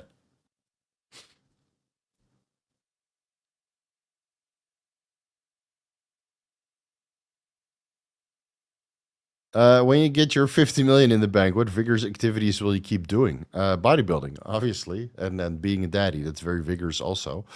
I have a couple of videos here and there if I feel like it. I don't know, man.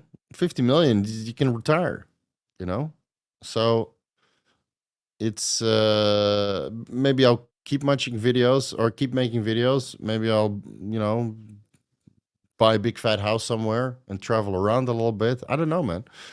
I'll decide when I reach that number.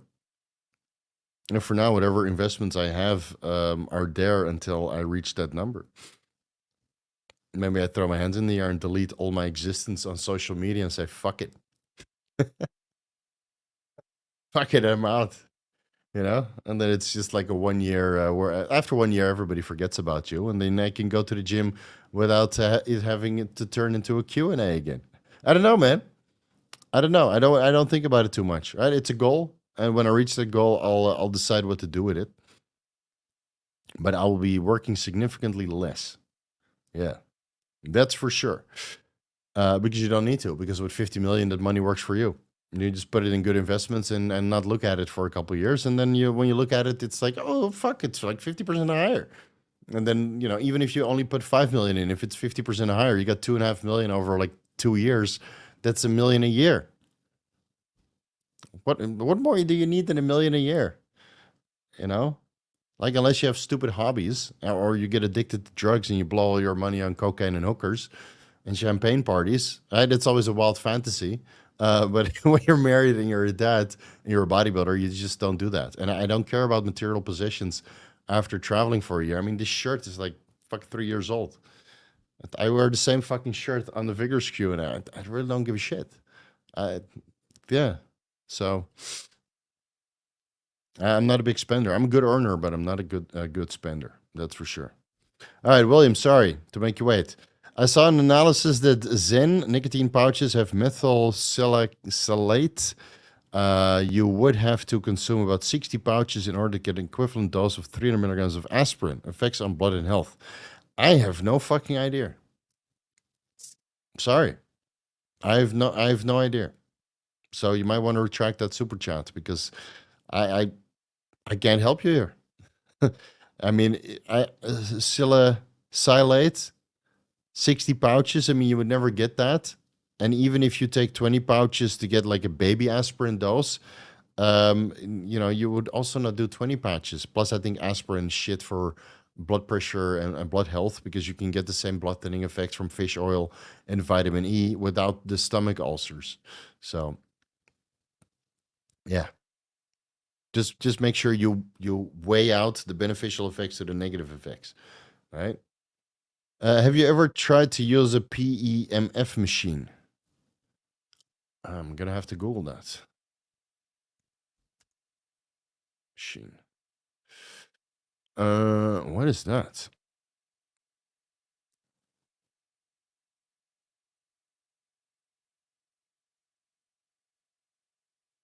I have no idea what that is. Is that one of those electrodes? Pulsed electromagnetic field therapy. Is that what they do? You have those all these bodybuilders that are connected to the electrodes, and then they do workouts, and then you see them a year later, and they look exactly the same. In that case, I think I did use one of those where it was like a small box, and you attach the electrodes to your abs, and then you just squeeze it all the way to 200%, and you lay there cramping with your friends and laughing your ass off. One of those I've used, yeah, but one of those professional machines, no, never. And this far ahead in my bodybuilding journey, I'd be happy to be 100 kilos again, and I don't need to use special equipment to be like 1% bigger because I don't really care about that.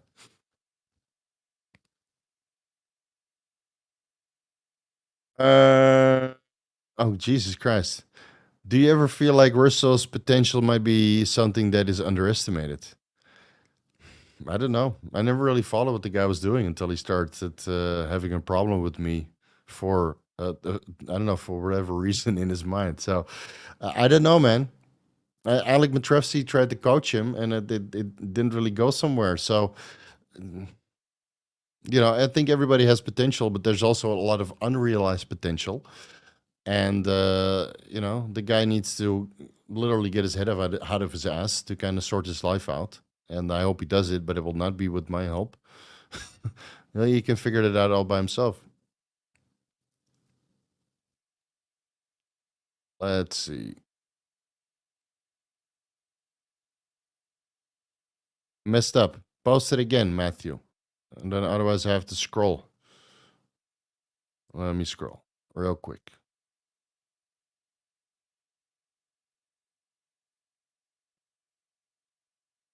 Yeah, I don't see it.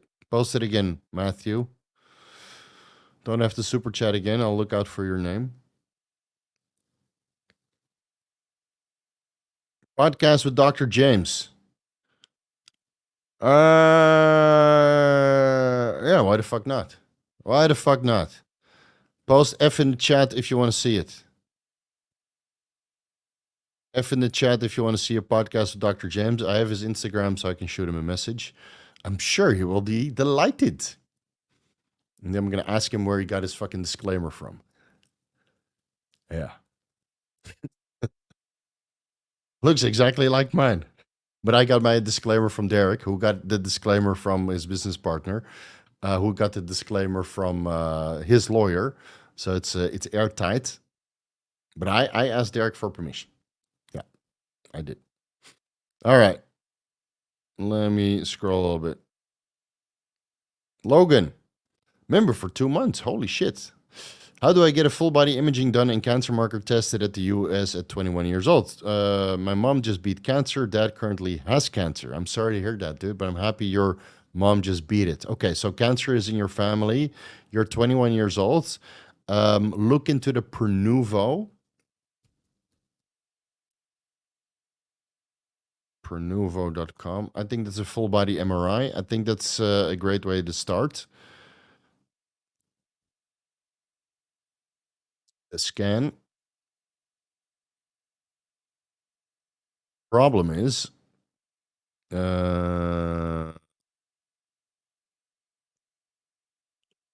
was like $3,000. It was like $3,000. And otherwise, maybe contact Merrick Health, explain your situation, and say, listen, I have cancer in my family. I want to do at least cancer marker screening. Are you able to do that for me? And you just write them an email. You don't have to spend any money. Just inquire, said, hey, is this a possibility that you can do cancer marker screening in my state? Because they don't cover every state, I believe.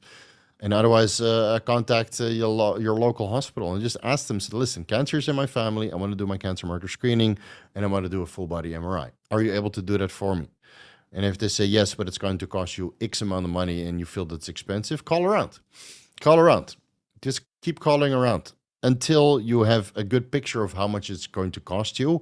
Then compare that to a flight to Thailand, a week in a nice hotel, and calling a couple of the hospitals here, because you might be off cheaper to fly to Thailand, stay here for a week, have the full body MRI and cancer marker screening done within the first day, waiting for the results a couple days while you party your fucking ass off and have a great time. And then you get your results. Hopefully your results are good, and then you're good for the next couple of years. And then you go back home with a great fucking story, right? You are cancer free for now, and you had a great fucking holiday, and you didn't spend so much money. So, yeah. Iron Grid, 9 months already. Wow, it's been a wild ride. Nice work. Where were you at the beginning of the chat? We had a lot of trolls. Probably playing with the cats. Dedicate this message to all of you that joined the channel membership. You won't regret it. Steve made me take my health seriously and not take stuff. Love the crew. What kind of stuff? I thought I'm a bad influence on taking stuff. But yeah, welcome to the group, man. I think membership has been here for almost 12 months. And then we start seeing some cool fucking golden badges.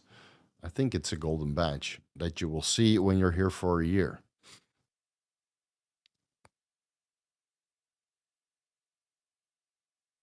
Vigorous Steve's stepbro, Serious Steve. Yeah. Yeah, not as serious as Serious Sam, though. Let's see, Matthew, I have to look out for, right?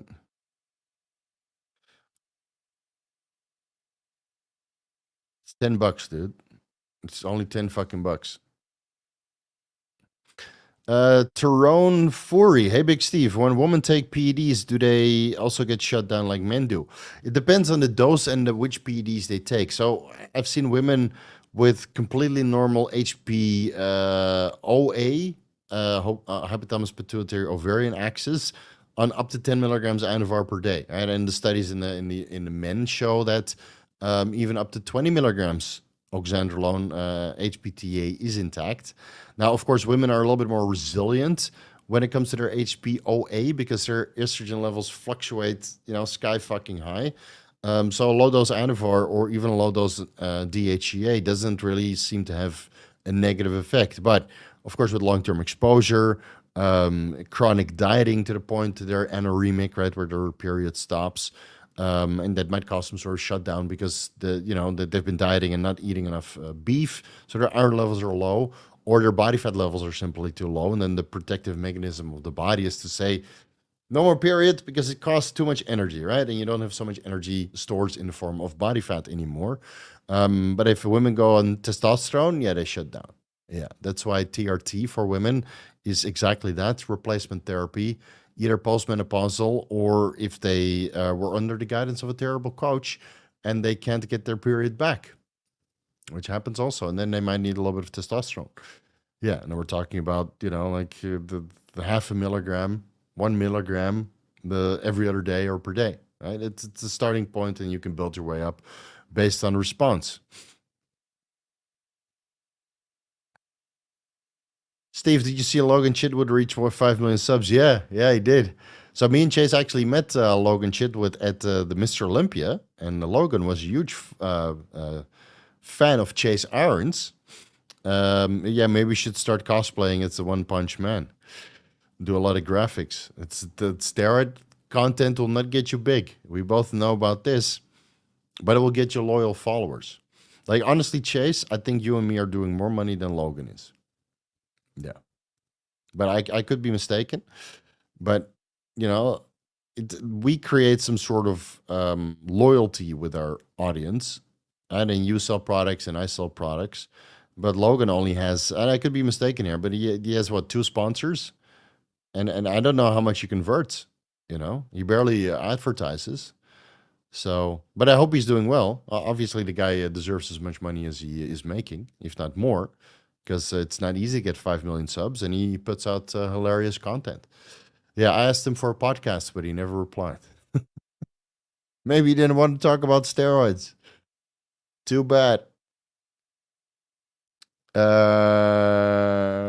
It's price dependent per country.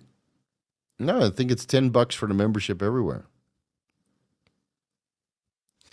Andrew Garcia, how old is too old to pursue bodybuilding as a career? It's never too late, man. I mean, I see people competing and making money. I mean, Paul just started. He's 50 years old. He just got back into it. He's coaching. His YouTube channel is exploding. He's making good money, right? So it's never too late, man. It's never too late. But you also have to be mature enough to realize when it's not working out as a competitive bodybuilder to throw in the towel. So it really depends on how it goes for you. But if you want to give it a fair chance of like say 5 years and you're 50 years old already, just fucking go for it. Just don't kill yourself over it, right? Obviously. But I think you're never too old. I mean, I've been doing it since I was 15 years old. So I've been doing it for 25 years already. And I go through phases of having extreme interest and phases where I'm like, yeah, whatever, man. I feel, I want to do something else. And I still go to the gym, but I just, I don't take it as serious training wise or supplementation wise. And it kind of cyclical at this point, right? Also because I don't take the PEDs, obviously. Now, I'm sure if I go on a little bit of TRT, I'll take it more serious. And even if I say I take it 50% serious, it's still like 200% more serious than most people who consider themselves bodybuilders. So man, just fucking go for it and see where you land, man. If you're having fun, you love what you're doing, it's not work. All right, so everybody wants to see the Dr. James podcast. Cool, I'll reach out. And we'll talk about the exact same things. Yeah. Man, what a username. It's like somebody slammed their keyboard on the head. I need a username today. Hit the head on the keyboard. Oh, good enough. Would this be considered a good beginner cycle? Testosterone NFA 250 milligrams weekly with Proviron 25 milligrams 3 times weekly. Cannot find anything else pharma grade in my country. I would do 12.5 milligrams Proviron per day, but do daily microadministrations of testosterone enanthate. So that's not 125 milligrams twice per week, but daily sub-Q. Let's see, 250 divided by 7. I know it's a little bit more cumbersome. It's like 36 milligrams per day. But if you do daily sub-Q, your rate of aromatization is quite low. And if you then take 12.5 milligrams per Proviron, then I think you can keep your estrogen levels in range. Right, but I think you're leaving India, so you might have a diet full with phytoestrogens. I mean, the Indian diet isn't great. So, make sure you do everything you can to control your estrogen levels. And in India, you can do the blood work very, very easily and very cheaply. So it's not an excuse not to do it. And how far behind am I? 5 minutes. Okay, not too far. Steve, great. We'll look into Thailand. All right. See you in a few weeks. Yeah, man, if your doctor doesn't want to do it at home, just do it somewhere else. And if the country doesn't want to do what you do, you go pay taxes somewhere else. That's cast your vote. Right? I can't do what I want to do. Okay, I keep my money and spend it somewhere else. Bye. Thoughts on testosterone gel DHT for beard growth? You must be below 18 years old. So I'm not going to answer that question. I'm sick of this shit.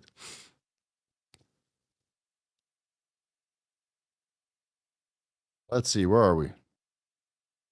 Hey, Steve, got a little situation with prolactin. It is high, but my estrogen is in the normal range. Tried vitamin B6, B5P, 300 milligrams, but nothing happened. Any tips to reduce it? First, pinpoint what the root cause of your elevated prolactin is. Is it the weed? Is it the kratom? Is it other recreational drugs? Is it chronic masturbation? Is it a dopamine depletion through scrolling on Instagram, right?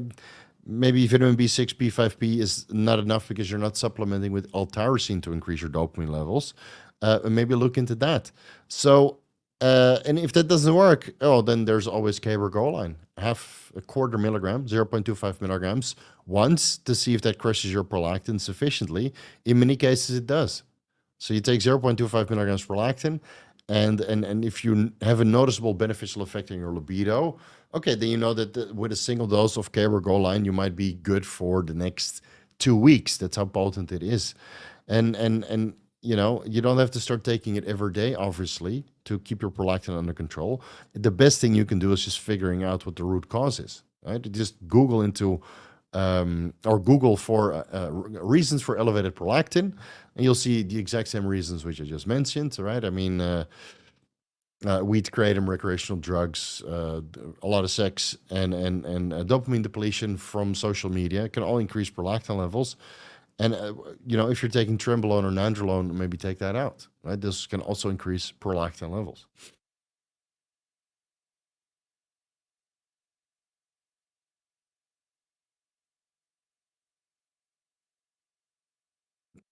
Mm, chronic masturbation, yeah. I mean, it's more likely than you think, dude. Tyrone Fury. Do you have any videos or maybe sell an ebook on all the details that go into prep? Would love to see a full breakdown of prep week. I think I'm fucking rusty, dude. I haven't prepped anybody for like over 3 years. So even though it sounds like a good idea to make an ebook, which people are just going to copy and steal, so why fucking bother making more?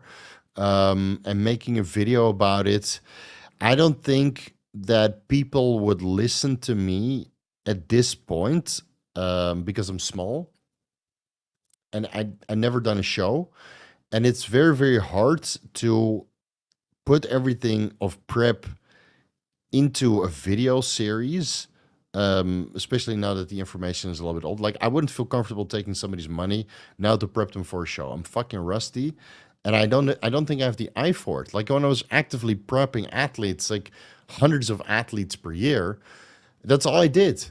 But now I do research, I do YouTube videos. It's a different mindset, you know. I don't think I have the eye for it. Like somebody in the gym asked me, there's a couple shows coming. Actually, there's a show next week. They asked me in the gym, how do I look? And I looked at him, I'm like, I'm getting fucking rusty in this shit. You know, I didn't even know what to look for. So I don't think it's a good idea, man. I mean, there's plenty of membership websites where you can sign up, you know, with various levels of intelligence regarding their approaches. And, you know, there's a boatload of details that can go into prep, but that's why we have prep coaches, you know. The prep coaches are very, very experienced, and you would not be able to put everything into a video series because let's say I do that, I put all the hardcore stuff in there, right? Loading with insulin, using insulin for fat loss, adenosine monophosphate protocols, right? The 10 milliliter Synthetec or Synthetine, however you call it, injections in the glute on the morning of the show to fill out for its vasodilating effect. You'll see, like this kind of shit we do in the bodybuilding community, the hardcore shit. And then as soon as you make an instructional video about that, people are going to do stupid shit with it. So it's prep is risky. That's why we keep it in the niche, you know. But right now, I don't feel comfortable in my abilities, and I also don't feel comfortable in my abilities to help people beat the drug test because the new parameters are slowly being rolled out, and by the time the Olympics hit, I'm going to retire from drug testing advice. It's that simple, you know. I mean, my life and interests are going in a different direction, so certain services need to be closed, and it also means that you know you might not be able to offer those services ever again because you need to be in the like the loop for for the service to be really really good. Oh, chronic masturbation again. I'm 24 years old. Why do you think I'm below 18? Oh, well, that's usually a question that below 20-year-olds ask. And of course, a below 18-year-old would not say that they're below 18-year-old. Thoughts on test gel DHT for beard growth? I don't think that works, but look into minoxidil instead. Minoxidil has been proven to improve beard growth. Yeah. If you want to use DHT gel, use it on your penis to grow your penis. How much masturbation is needed to call it chronic? Every day. Yeah, to the point you get blisters. Yeah, there you go. Blisters.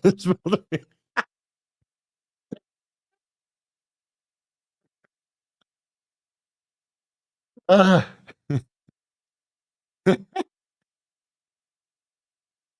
Your dick looks like Balrog.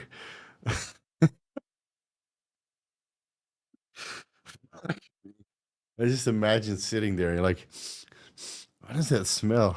Holy shit, my dick is on fire.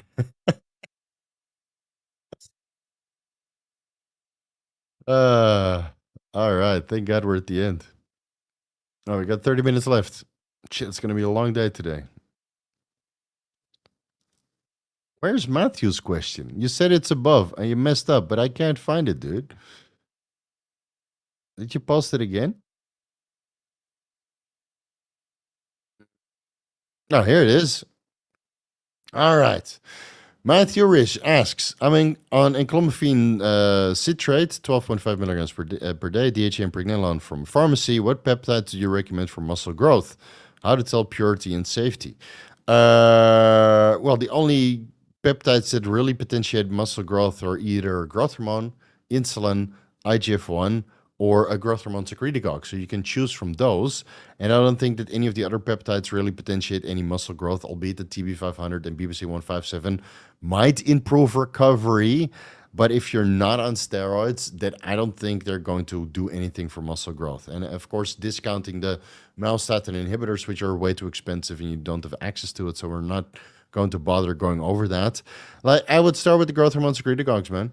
Man, that's a good entry level. Again, I already linked the video down below on how to maximize your ipamorelin and tesamorelin and what dosages to look for. So I would start there. And how to tell purity or safety? Well, if you get it from a compounding pharmacy or tier T clinic in whatever country that is still willing to prescribe it. Again, in America, it's a little bit wishy-washy due to Article 503 A and B, limiting the compounding pharmacies from prescribing growth hormone secretagogues. But there's still a couple clinics out there that are willing to prescribe it. So maybe ask around.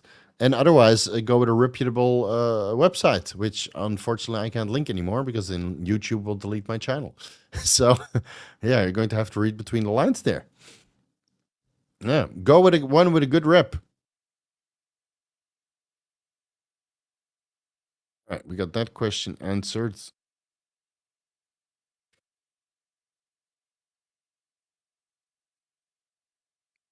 Alexander Carrera just logged on. Welcome back. You're late. That's okay. We're still here for another 30 minutes. DHC gel, I just speeds up shedding, leaves my face patchy. Minoxidil is the best with my... Oh, it's for beard growth? Yeah. I don't know. I don't understand people's fascination with beards. I never got it. I never got it. I know. Without a beard, people just treat me well also. You know? I feel like itchy. I shaved yesterday, now it's already back and it already feels uncomfortable. No way. Ranik, in my experience, just testosterone by itself already increased my beard growth exponentially. However, that might be coming at a cost of my hairline. Yeah, so if you go on DHT derivatives or testosterone, the hair migrates from this area and it kind of falls and then it ends up here and here, like on your chest. Like this is only fuck, dude. Like look at this crap. Look at this chest shelf. Oh wait. Look at that. Covered in hair. Disgusting. Well, tomorrow is trimming day. Takes a fucking hour.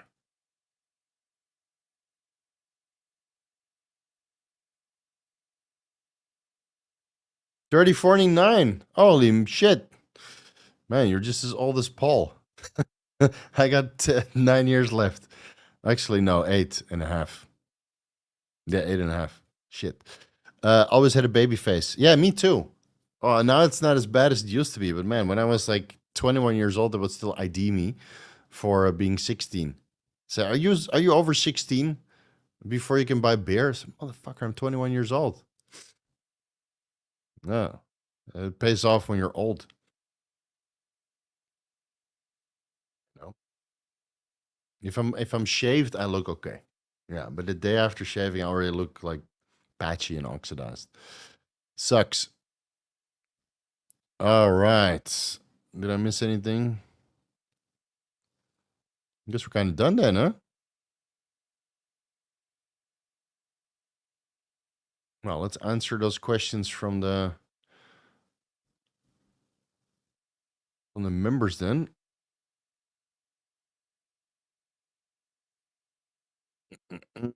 Real quick, so they don't feel left out because they couldn't make it. All right. Lethal Promotions asks, hey Steve, any ideas on improving estimated glomerular filtration rate? Last bloods showed normal levels, 77 million per milliliter, or yeah, the 77. Blood pressure was a little bit on the high side during the last 24-hour monitoring. Urea 7.6. Oh, that's moles. Running HRT. No. Also, full mitochondrial support stack. Okay, 48 years old, always. Thank you. Okay, so in your case, creatinine is a little bit elevated, but your EGFR is based on your creatinine. So I would do your cystatin C test and not count too much on the E in the estimated glomerular filtration rate because it's based on your creatinine levels, even though your uric, I'm not sure if that's the correct range though. Uric acid.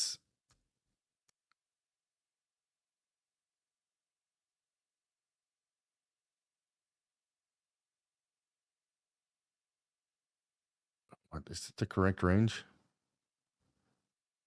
Urea. Fuck. Why? Whoever thought it was a good idea to have like two units of measurement. Okay, urea is on the high side. All right, this should be slapped across the face. Oh, it's kilometers. Oh, it's miles. And then on blood work, it's all different. You know, no wonder all the doctors are confused. So yeah, you're running a little bit high. I would get your blood pressure under control. There's multiple different ways to do that, obviously, which I mentioned a boatload of times. So let's not waste time there. What you need to do next time is check your cystatin C, and if that is elevated, cystatin C is a true indication of kidney function. If that is elevated, do a 24-hour urine collection test where you measure your blood creatinine and your blood cystatin C levels to your urinary creatinine and cystatin C levels to get a proper glomerular filtration rate, not an estimated one, a real glomerular filtration rate. So that's what I would do. I would leave your protocol exactly the same. Right, your testosterone, DHEA, pregnenolone, HCG, that all looks good. If you're running the full mitochondrial support stack, that might be a reason why your creatinine levels are elevated, which I think I mentioned. In the mitochondrial support stack, like PQQ is known to increase serum creatinine levels and thus lower your EGFR. So in your case, I think your kidney function is totally fine, but confirm that with a cystatin C test and then take it from there. But I had a drink in almost 3 months though. Yeah, it's been 2 months.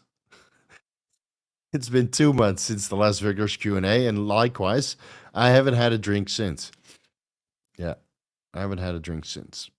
This is true. Is muscle hyperplasia really a thing with GH? And what would be the best dosing protocol of GH if it's going to suppress natural GH production? Well, it only suppresses it for like a day and then through IGF-1. And then some of the statin levels come back down to baseline and you secrete it again. So I've never met anybody that used GH chronically at higher dosages that didn't get somewhat normal GH and IGF-1 levels within a week of stopping it. Hyperplasia is not only with GH, it's also with training and nutrition and that kind of stuff. I can't remember but I think IGF-1 does the hyperplasia though. And GH might cause it with autocon signaling of elevating IGF-1 locally at the site of administration or through systemic increase of IGF-1 being produced in the liver. But of course, it's not only the GH, so you can't really put a dose on it. I mean, it's training related, nutrients related, insulin related, IGF-1 related, and growth hormone dose related and time related, because hyperplasia doesn't happen overnight, right? A couple cells might divide and turn into two cells, but that's only two. You need millions basically for the cells to, or for the muscle to grow. So I think it's a real thing, but I have to dive into the scientific literature to see how much of a real thing it is for growth hormone alone. And of course, the synergy between the steroids and growth hormone and IGF-1 and insulin has never been investigated in the context of bodybuilding. So we'll have to extrapolate. Yeah.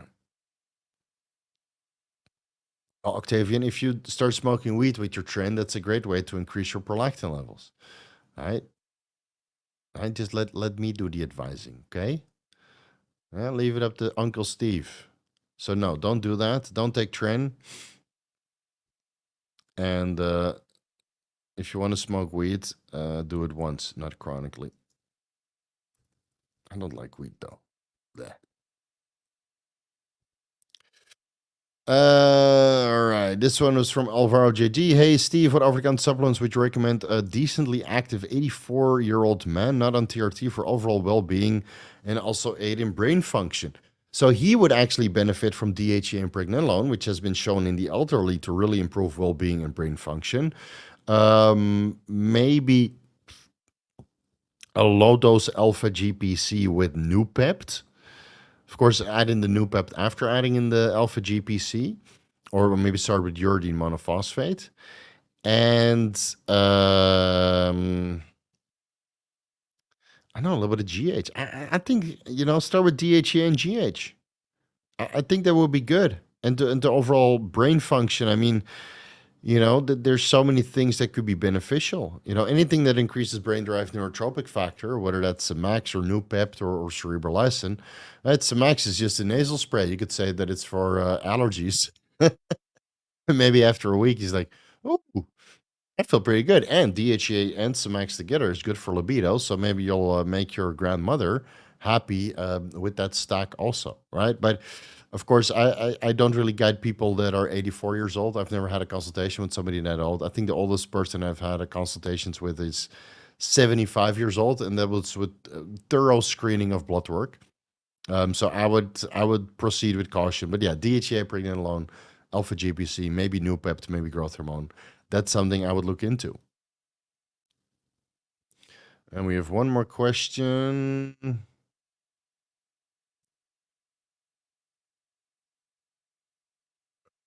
Let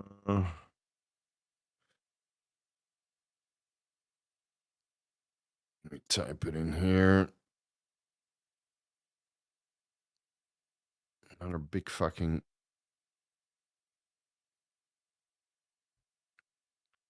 wall of text. Well, might as well.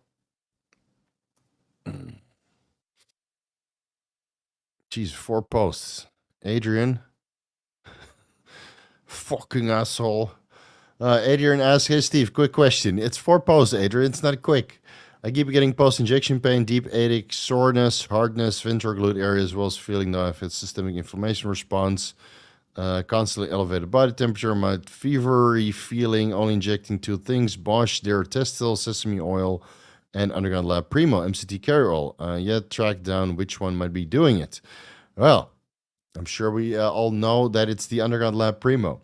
Gonna get more facetious about recording about site injecting several days, started track injection 2 times a week. I should add that I'm taking each side 1.2 milliliters Primo. Okay, so Adrian, take the Primo out. Continue with the Testil because that's pharmaceutical grade and sesame oil, and that is not known to cause post-injection pain. And then instead of using Underground Lab Primo in MCT oil, which probably also has ethyl oleate that they're not talking about, or Migliol 840 as a solvent, try to source some Bayer Primobolan, or go with another underground lab that produces Primo, right? Or start making it yourself. So that's what I would recommend. Come on, you know better, dude. You know better. Take the Primo out. It's never the pharmaceutical grade unless it's in a Rutsch's oil. All right, last question from the group.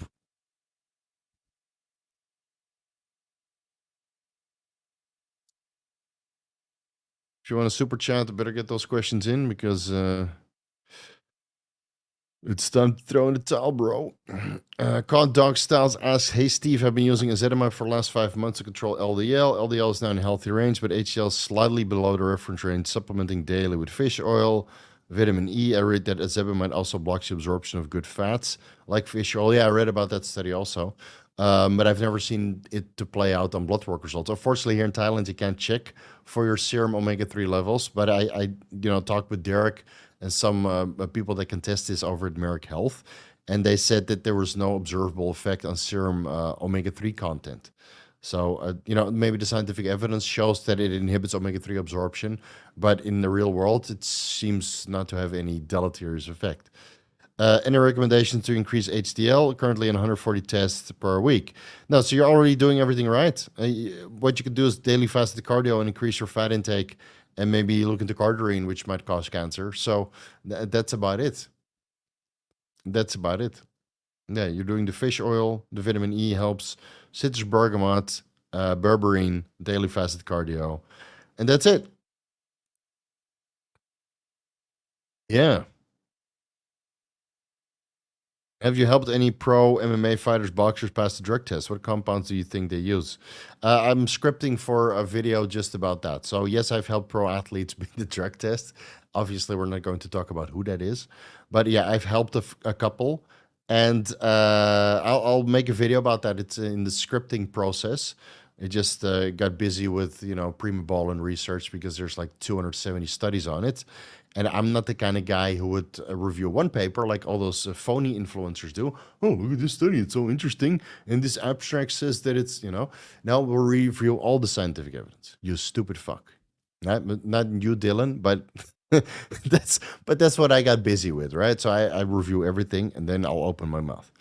So yeah, I'll make a video about MMA fighters and boxers because from my perspective, it's pretty much the same thing. But it will involve low dose TRT methods to increase oxygen carrying capacity with EPO, amoxapine, use of diisochloroacetate, the DADA, right? We talked about that with the podcast with Jake Benson, and a couple other things. And yeah, let's see how that does, because all these guys are megadosing on Anavar and halotestin, which is just going to ruin your stamina and gas you out.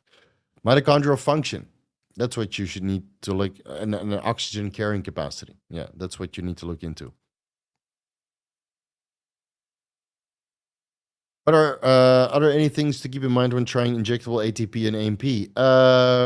Well, it's a potent vasodilator, AMP, and ATP can convert into ATP. So if you do go with the injectable route, besides the post-injection pain that most of these companies have, that's just part of the game, right? So you inject it before you go to the gym, you start training, and this way you mitigate some of the post-injection pain because you're kind of circulating all this active pharmaceutical ingredient and dispersing it throughout all of your skeletal muscle. But the vasodilation might go systemic, so you might get a little bit of hyperventilation. But from my experience, I think these are the best. Unfortunately, we can't mention the brands anymore. But when I was using them, man, 1 cc, 2 cc's per side. Holy shit. Oh, good shit, man. Chest is like here, or shoulders are like fucking balloons. And it stays a while too. So if you load up your muscle with Increlex and injectable ATP and AMP, and you have some intramuscular or intra-workout essential amino acids, glycerol, creatine, and some high branch cyclic dextrins, oh man, that's some good shit. Yeah, I miss it. I miss it, guys. We have 8 minutes left, and I'm gonna throw in the towel. I'm not as sharp today. I hope you guys don't mind. But I'm doing the best I can.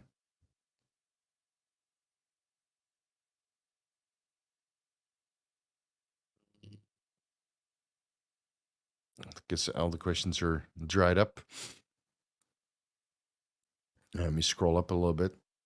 Fuck, it's 3 o'clock in the morning already.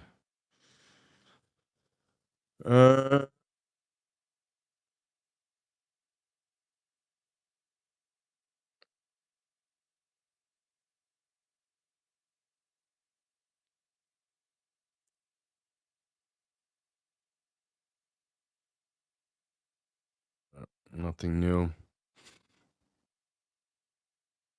Arthur, which city do you live in Thailand? I would like to train and live for some weeks in Thailand with supervision. Okay, so I don't supervise anymore. I live in Bangkok, but there's plenty of coaches like Aaron, for example. But you would also not supervise in real life. Like if you want to have somebody to supervise you, you probably need to go to Pattaya, where there's some deputy coaches, like beginner coaches that probably still have time for that. And it's also a fun place to train and live, and deal with all the side effects. Because there's so many women you could pay money to. But I live in Bangkok, man. That's where all the serious people are. And yeah, come to the gym, come to the muscle factory. You might spot me there. There's people every day now in the muscle factory recognizing me. It's crazy. Yeah.